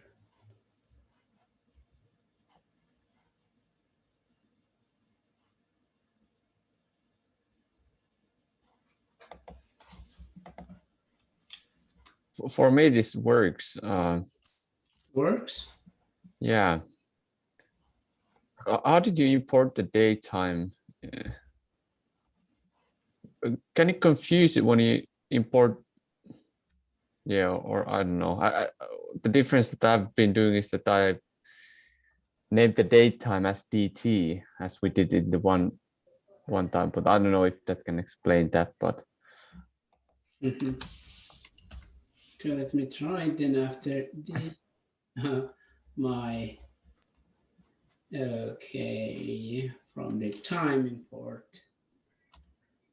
Okay, yeah. I found it, guys, with a problem. Yeah, Because that's kind of variable. I Yeah. use date somewhere here, so I was referring to this one. So let me just change this one. And that the reason why we're having a problem is because we have here already. So never use already available module as your variable, so you will have such kind of a crisis, I call it. Very good crisis. Now it should work. Yeah, so we imported it here, even though you don't have to have it like that. You can just import it as in one line because it's from the same. Now, yeah, I'm getting it. So where is it? In the year, you can extract that out. And even just by calling, I think it gives you the whole information, the date today. What's the date? Not today, actually, this value. And you can extract out, okay, print D of year, D of month, and D of day, and D of hour, because there's no hour, and has no attribute hour. It isn't okay. Yes, I think it doesn't have hour. It's just only a date and month and year. Yes, as you can see. Let's get back to our show. You can use date, but I don't see that much importance of this because you can handle it also with the above methods. Time object to represent time. Even if there's just, even you can import timers. So now as a one-liner again, you can also import the time if you want. Then let's see how can we deal with time. Where is it? As you can see, hour, even you can pass it like this, minute and second. But if we just declare the time, what do we get? Okay, time, and let's just print the time object. Actually, just get 0, 0. And how about if I just pass the value 10? Yeah, so it's now, this is actually an hour. And if I pass a 30, and then if I pass 50, now as you can see, 10 hour, 30 minutes, and 15 seconds. You can pass it like this or with this hour. It can be specific. For instance, hour and a minute and a second.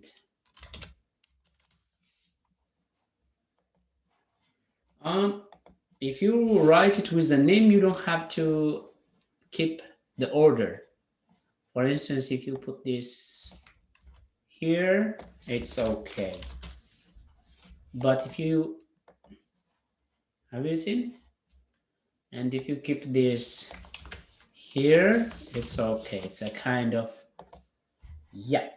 But if you don't use the parameter name, you should keep the sequence. Yeah. I think you understand what it means when I'm saying the sequence, 30 and 50.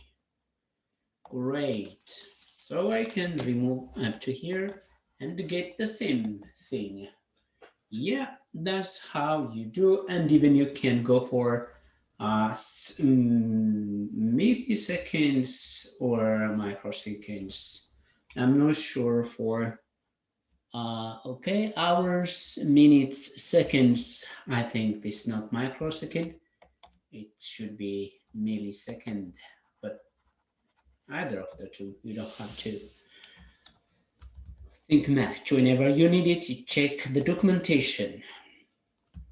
Difference between 2 points in time using what? I think this looks. Yeah, so you can subtract time. As you can see, you have today and the new year. For instance, when I was creating this challenge, let me show you this.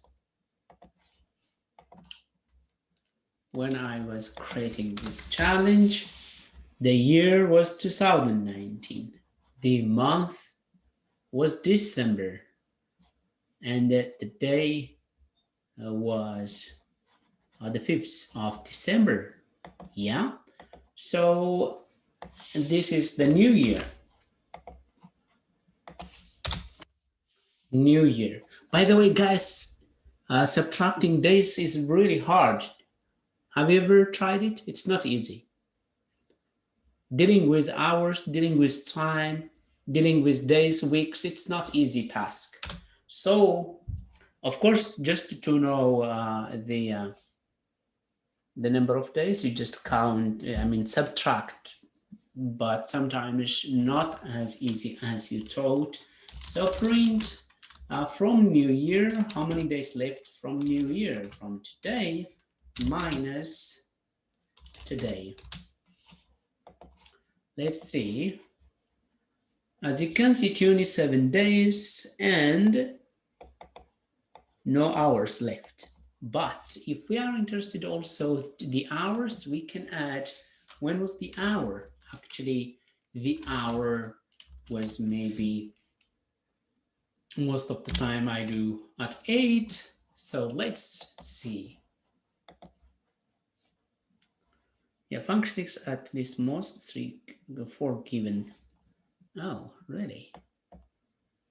Yeah, yes, the date doesn't take more than yeah, we have seen it also here. It doesn't take more than that. So based on this calculation, if you use date, you can't calculate actually the hours. So you are actually calculating without the hours. Yeah, because date doesn't deal with time. But anyway, you got just approximation of the dates. Okay, time left for New Year, it's a subtraction, and as you can see, there was 27 days. Now, for instance, if I'm interested to know, today is 21, and this is going to be 4, and it's going to be 6, and 22, wow, time is flying, and 1. So let's see how many days left. 270 days left for New Year. Okay, great. And now let's see difference between 2 points in time using time delta.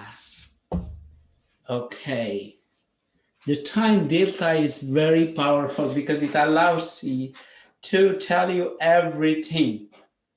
As you can see, but still you can check. It takes week. The weeks, the number of weeks, and but still I want to see time delta.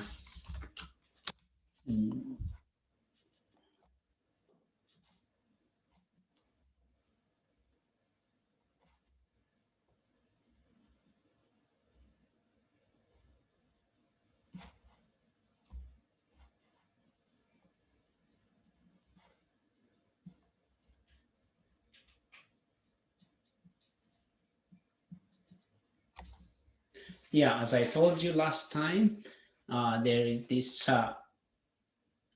microseconds, milliseconds, and so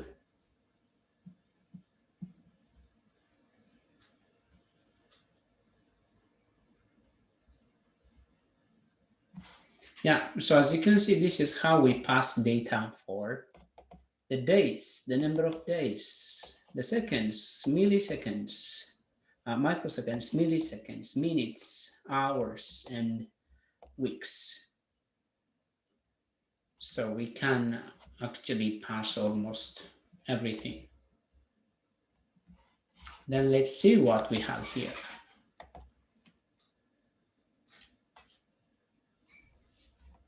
If you have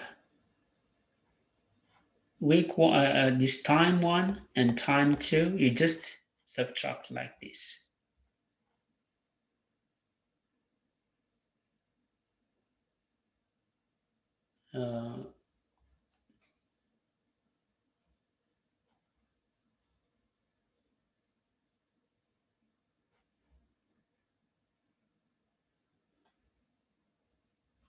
Yeah, but still you have to find out the weeks, the days, and the hours, and the seconds, and you have to give it.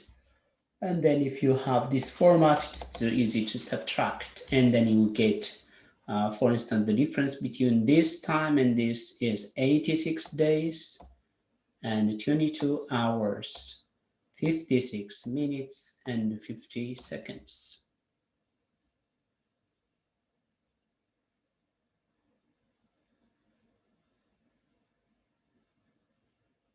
Yeah. Do you have any question, guys? Yes, Sabina. In related to just getting the difference between 2 points, the previous example, we use today just as user-centered data. I mean, it's a hard-coded. Can we get it from the system instead of getting today's date by user? Just, I think we can get it from the system too, right? Of course, yes. Yeah, you get it, but still when you are using, if you are using a date time, this format, you have to pass it, you have to extract it and pass it the way. This, we figured out that date doesn't take, for instance, hours. So let's see what I'm saying. This is, for instance, this has everything. Date time dot now has everything about the current time, or about, okay, let's imagine now means the current time, but at some point in time it will be a history, right? It will be a past time, and having the hours, the minutes, the seconds, the microseconds, and also the year, the day, and the month. So, but this one, whenever we deal with date, it just take 4 parameters. Yeah, date. Date deals about, even if we have also printed date, if you remember, D, and what you get is actually this. So it deals with this. You can get the parameter from the system, but you should give it only the year, the month, and the day. How? Okay, you can just go now, year, now, month, now, day. Yeah, have you seen how I passed? Yeah, I just passed that, and let's see. Did we do any? Yes. Let's see.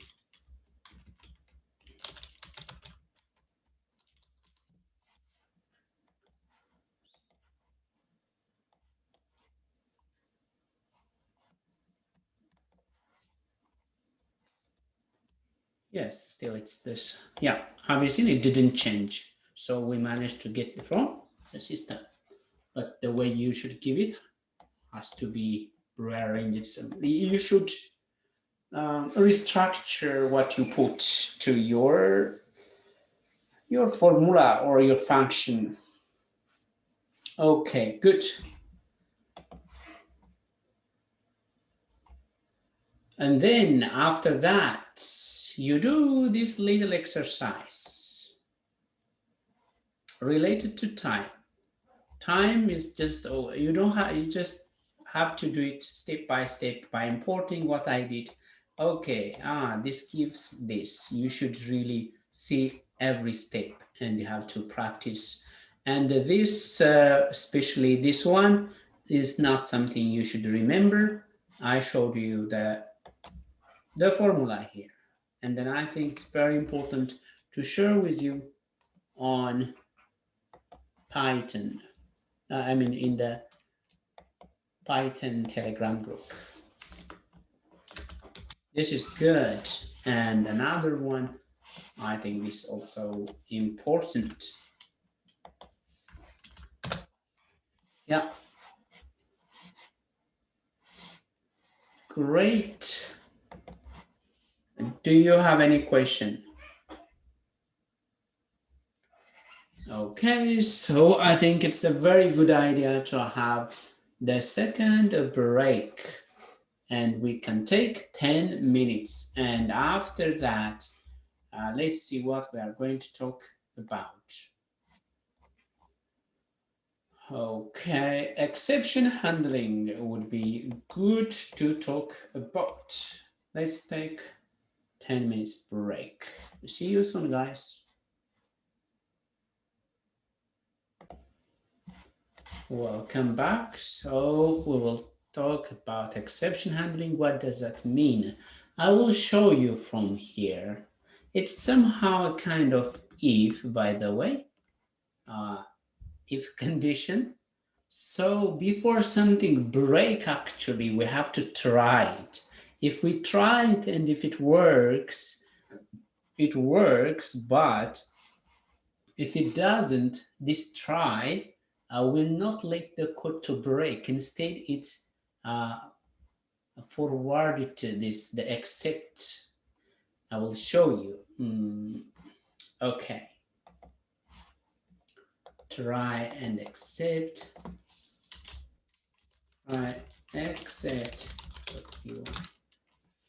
So try print something and then accept something goes wrong. If I just run this, which part do you think will be executed? The first. Something that works. Yes, something that works, but maybe if I add +2, because now I'm trying to add some string and some number, so this is not a very good thing. So Python is so smart. Instead of crashing, actually, this part of the code will work. Something goes wrong, have you seen? So now we're actually handling it. So the exception could be many type. This is a kind of a general exception. For instance, let me just show you something. Number input, enter maybe birth year, input, enter birth year, and current year, input, enter current year. Okay, now, so now we are about to calculate the age. Age, current year, subtracted birth year, it should give us print age. This is so easy calculation, right? So everybody knows. Now if I try, okay, what's the birth year? 1920, and current year 2020, something goes wrong because you remember that anything we get from this is actually a string type. So we have to change this to int. Now, if I change to int, and if I try again, 1920, and now is actually 2021. Yes, actually I am 101 years old. So even though at the first time there was a problem, it didn't break. So it goes to this line. That's exception handling. So we managed to do that actually. Now, for instance, when I'm trying to add 10 plus 5, so this is not possible. So it goes to this one. That's what we did. Yeah, we did the same thing. But actually, even we can go further. What kind of type error it occurs? Okay, let me just copy this one.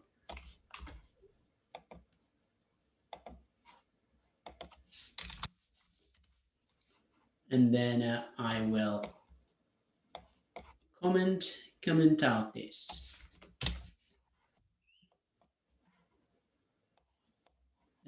Maybe, yeah, something went wrong because we can't add this.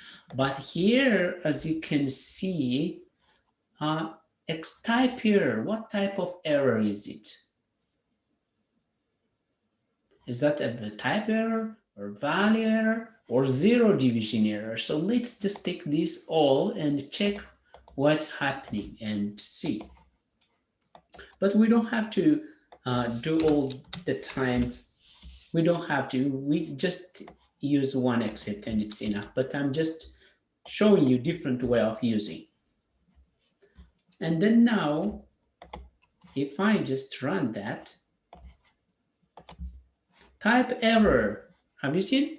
So the system identified what type of error. It's a type error.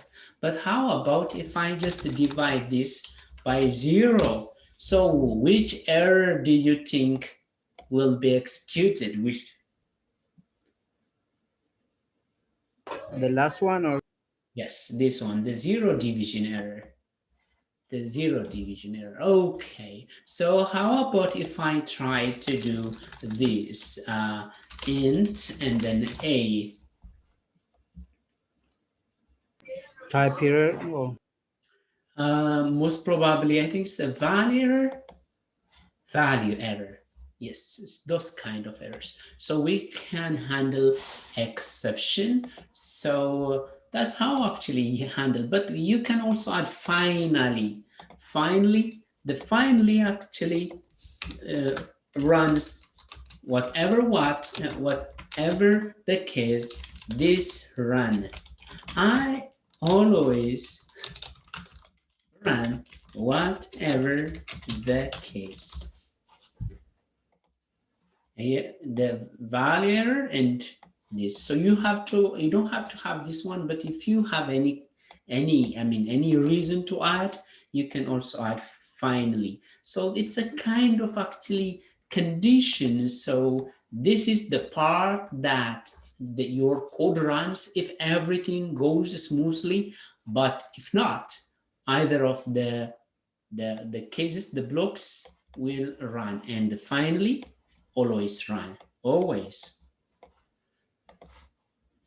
Okay, packing and unpacking arguments in Python. I think this, so that means we have finished exception handling. I don't know when I was structuring this 30 days of Python. I don't know why I put it this, but it's nothing to do with exception handling. But let's learn packing and unpacking also at the meantime. So yeah, where is it? So let me show you here. Excuse me, I have a question. Yes. It's kind of unpacking. Is it the same like import? No. Unpack. I will talk about it. Let me show you a small thing. Okay. Have you seen, for instance, this is just a list, okay? Sample list, and then let me just first say as Sabine, programmer 250 and Finland. Do you are you familiar with this data? Yeah, so what does this mean? The first name of the instructor and his job, and what is this? His age, and what is this? Where he lives. Actually, instead I have to put it as in a tuple. We are. So let me show you. Actually, first name, job, and age, and country, and then sample list. Now what I'm unpacking this tuple. Timo. Yes. Have you seen? Okay.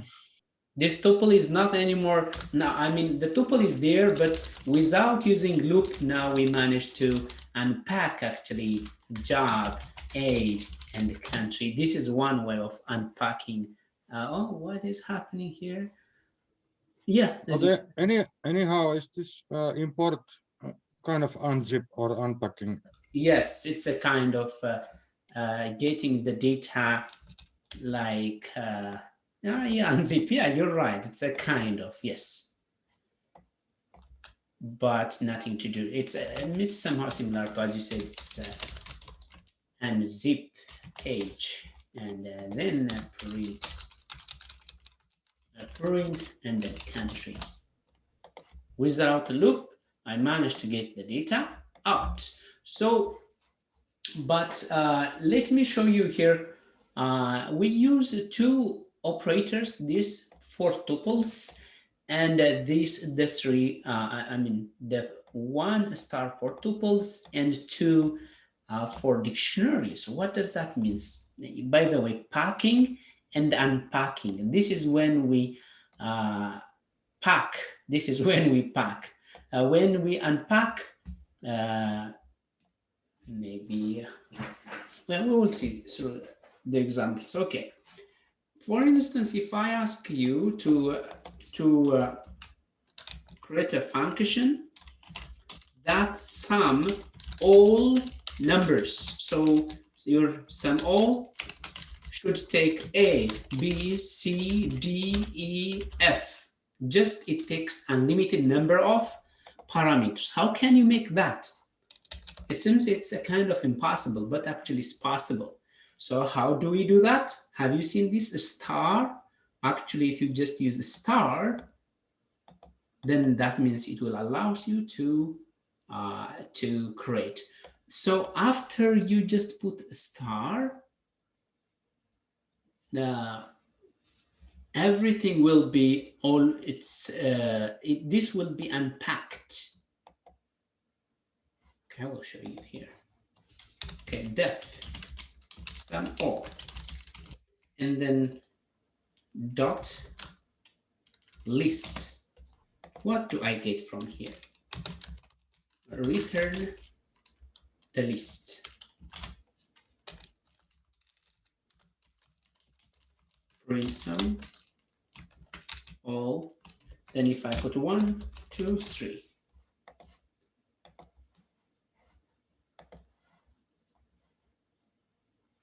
Text 0, position but 3 were taken. Yeah. So let's change this to a list.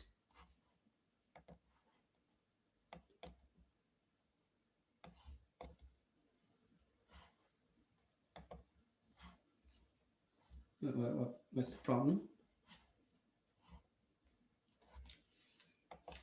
Sorry, it should be 1. Yeah, but even why? How about if I?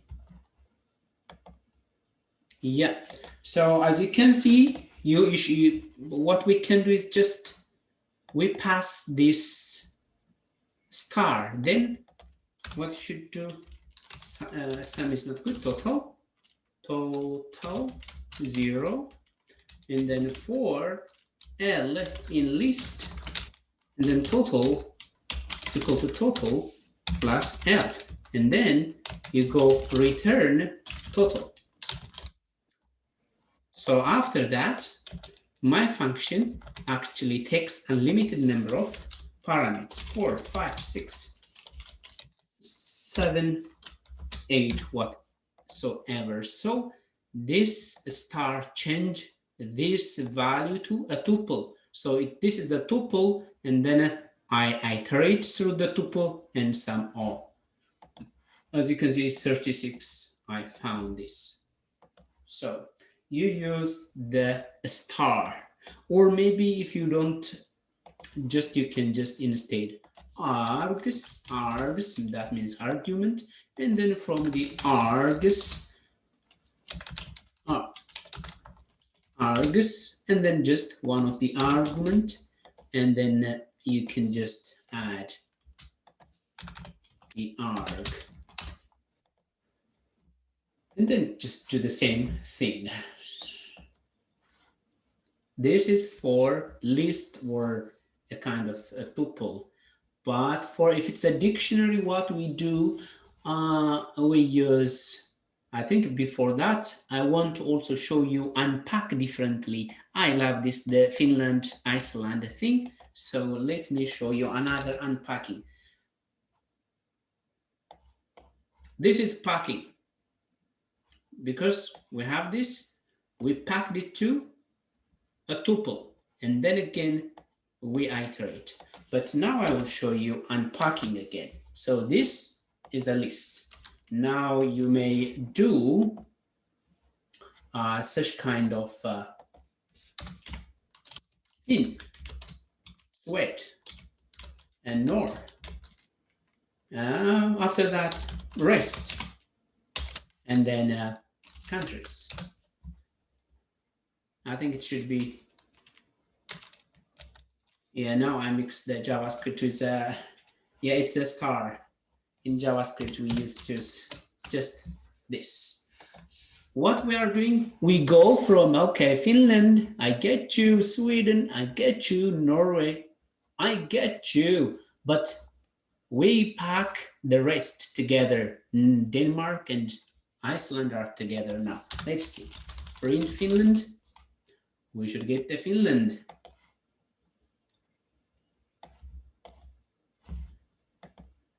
Yeah, Finland, and print Sweden,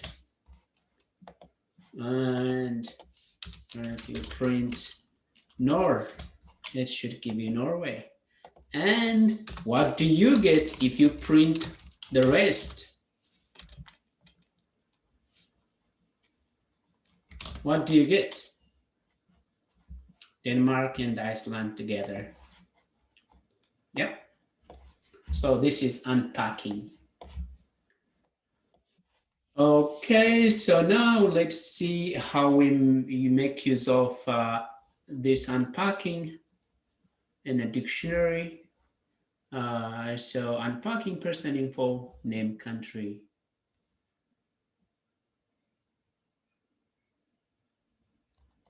Yeah, you use 2 star.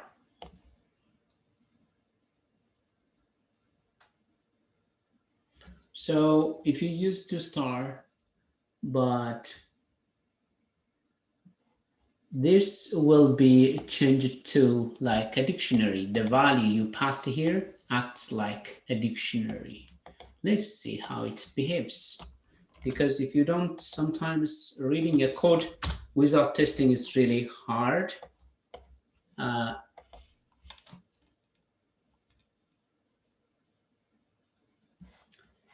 Now we have this dictionary. So this dict, let me try what I get. Sometimes this, oh no, the output we got is not really, it needs, because as you can see, I forgot to put F. And yeah, now it gives proper. So if you are reading the material and if you get something strange, this needs F here. Yeah, it needs updating. So name, but we pass actually the dictionary here. When we pass the dictionary, for name, it just get Hasabine, and for a country, it's just managed to get the value using using the keys. Because when you use unpacking, it just give you in the place of the name, it gives you a Sabine. And in the place of the country, Finland. In the place of the city, Helsinki. And in the place of the age, yeah. So you unpack. So let's see how it looks like by unpacking actually. Just okay.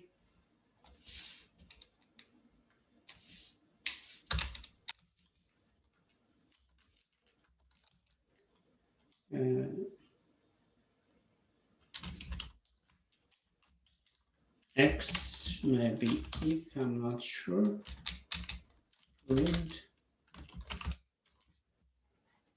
I'm not sure if we managed to unpack it like that. Yeah. Usually we use this when we are passing it in a parb, so it's hard to see it, but still we can see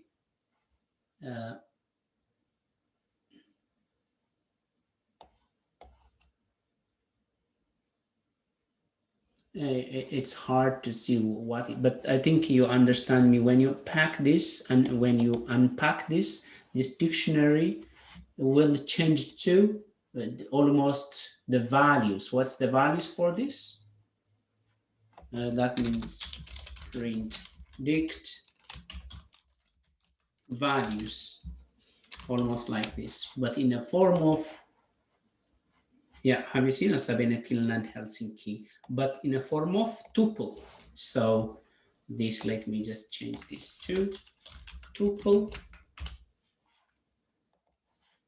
Yeah, Sabine, Finland, Helsinki, this. So whenever you pass this dictionary will change to only the values. And now that's why I'm accessing in the place of name.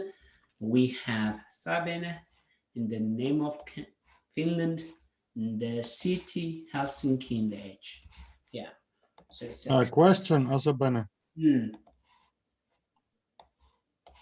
Yes.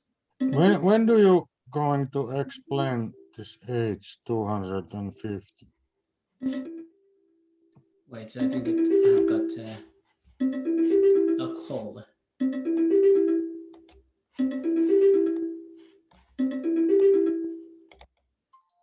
Yes, sorry. Timo, you can continue. Yeah, if you didn't hear me. Yeah, before, I didn't hear you at all. Yeah, okay. Are you going to explain your age 250 in some point of this course? Or do we have to just guess what that means? The 250. Yeah, 250. Oh, it's just yeah. I will explain. That's a very good question. I will explain by the end of the course. That's I will.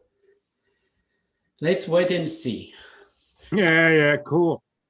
Guys, so I think we're running out of time and it's a bit in rush. I will go through the packing and unpacking. It's a bit not, I can see that it's not clear, so we can go through unpacking and packing. And also there's this enumerate zip. They are very important to solve some complicated problems, especially enumerate.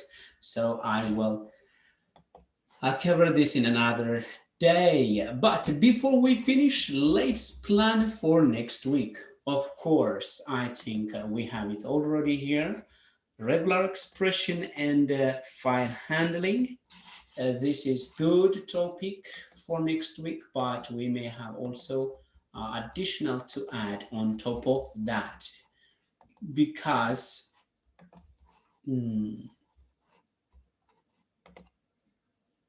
please, where is the Python?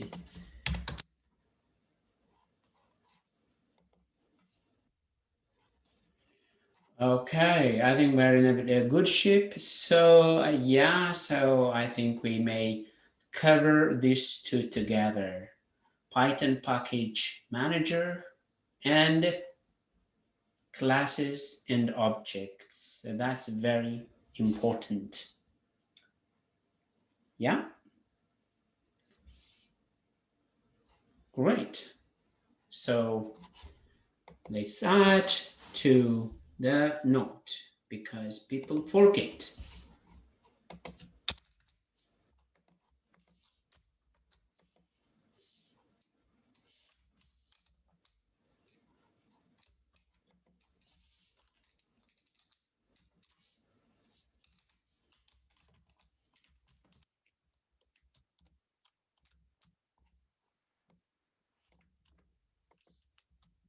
Yes,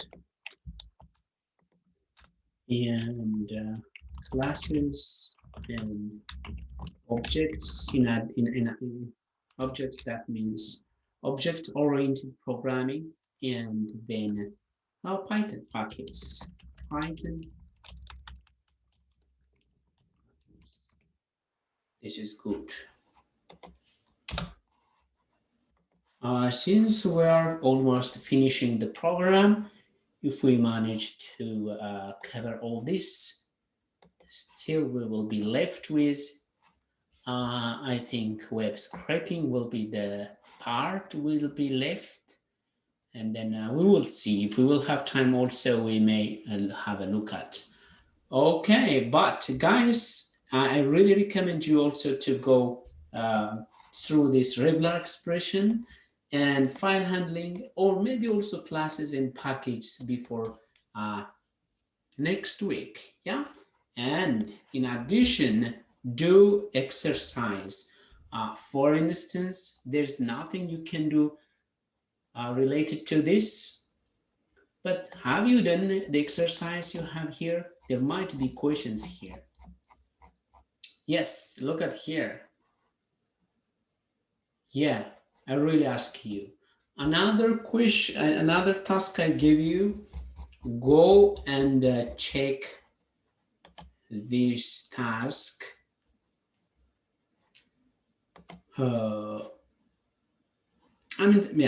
Melina and Michelle Obama, just work on this text. Yes. Yeah, actually, it's very small text. Yeah. Great. Thank you so very much, guys. We have to finish here. As a Bene, I still have one question. Yeah. About this import. Yeah.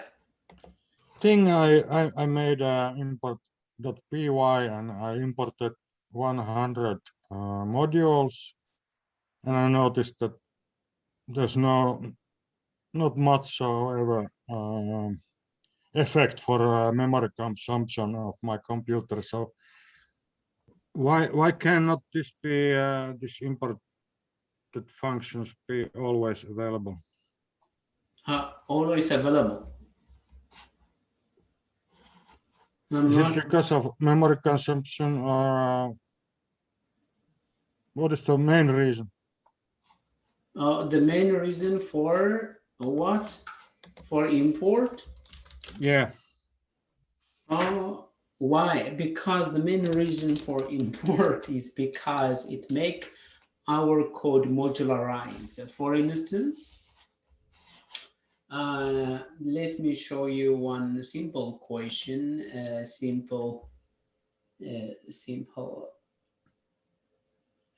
Last week, I have to go to last week's, the very good exercise we make.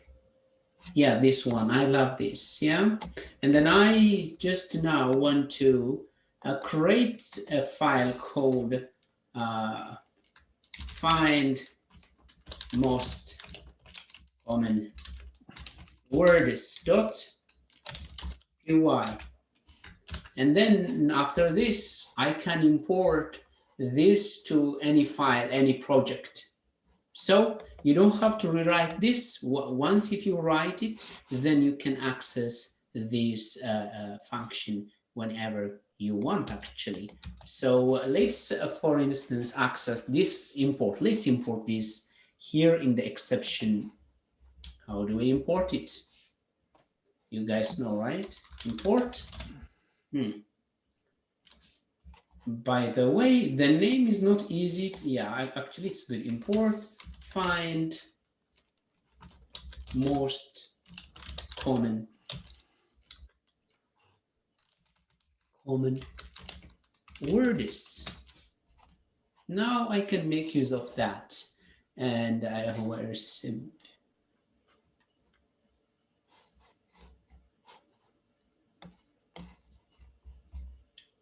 the easy way from this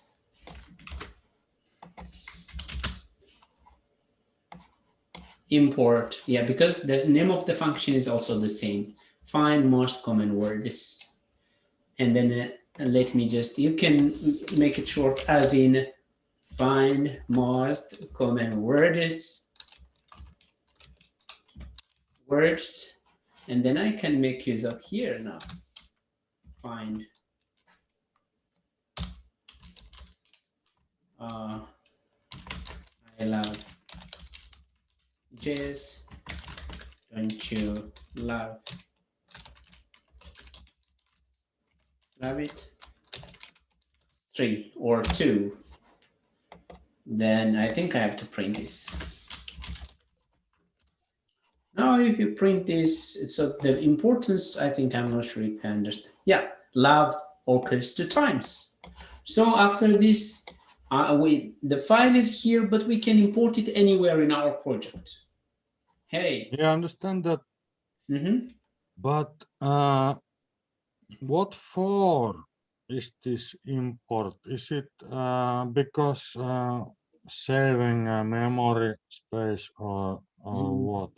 Okay, yeah. I think one of the importance is to reuse. I would go for reuse available code. Because if I imported everything, it didn't increase much memory consumption. So actually I could import everything in the beginning or in every py document, so I don't then have to use import function anymore. I'm not sure about the memory consumption, but still, whenever you import everything and a certain module, there might be a memory consumption difference. For instance, when we are importing from mat import py, now we are importing just the pi, right?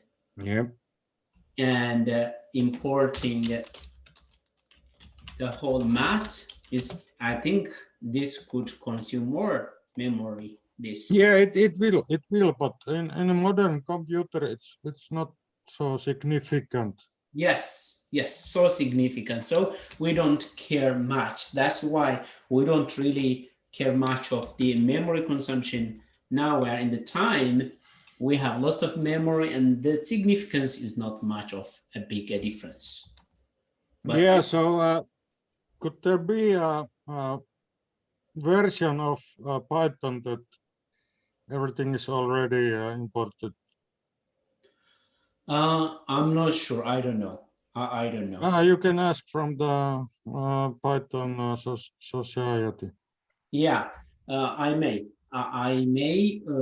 But still, this kind of importing is common. This is what I do so far. So you, even what do you mean by everything imported? because this is already these are the standard. Yeah, I understand this. This is the way now. Yeah, because the standard is already, lots of things are already there, and yeah, so I may check if there is something I don't know.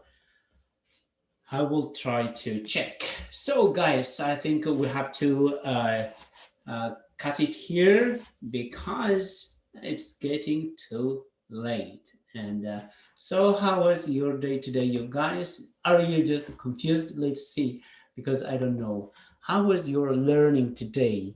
Have you been just bombarded? But I think it's first to turn off the recording or stop the recording. Yes.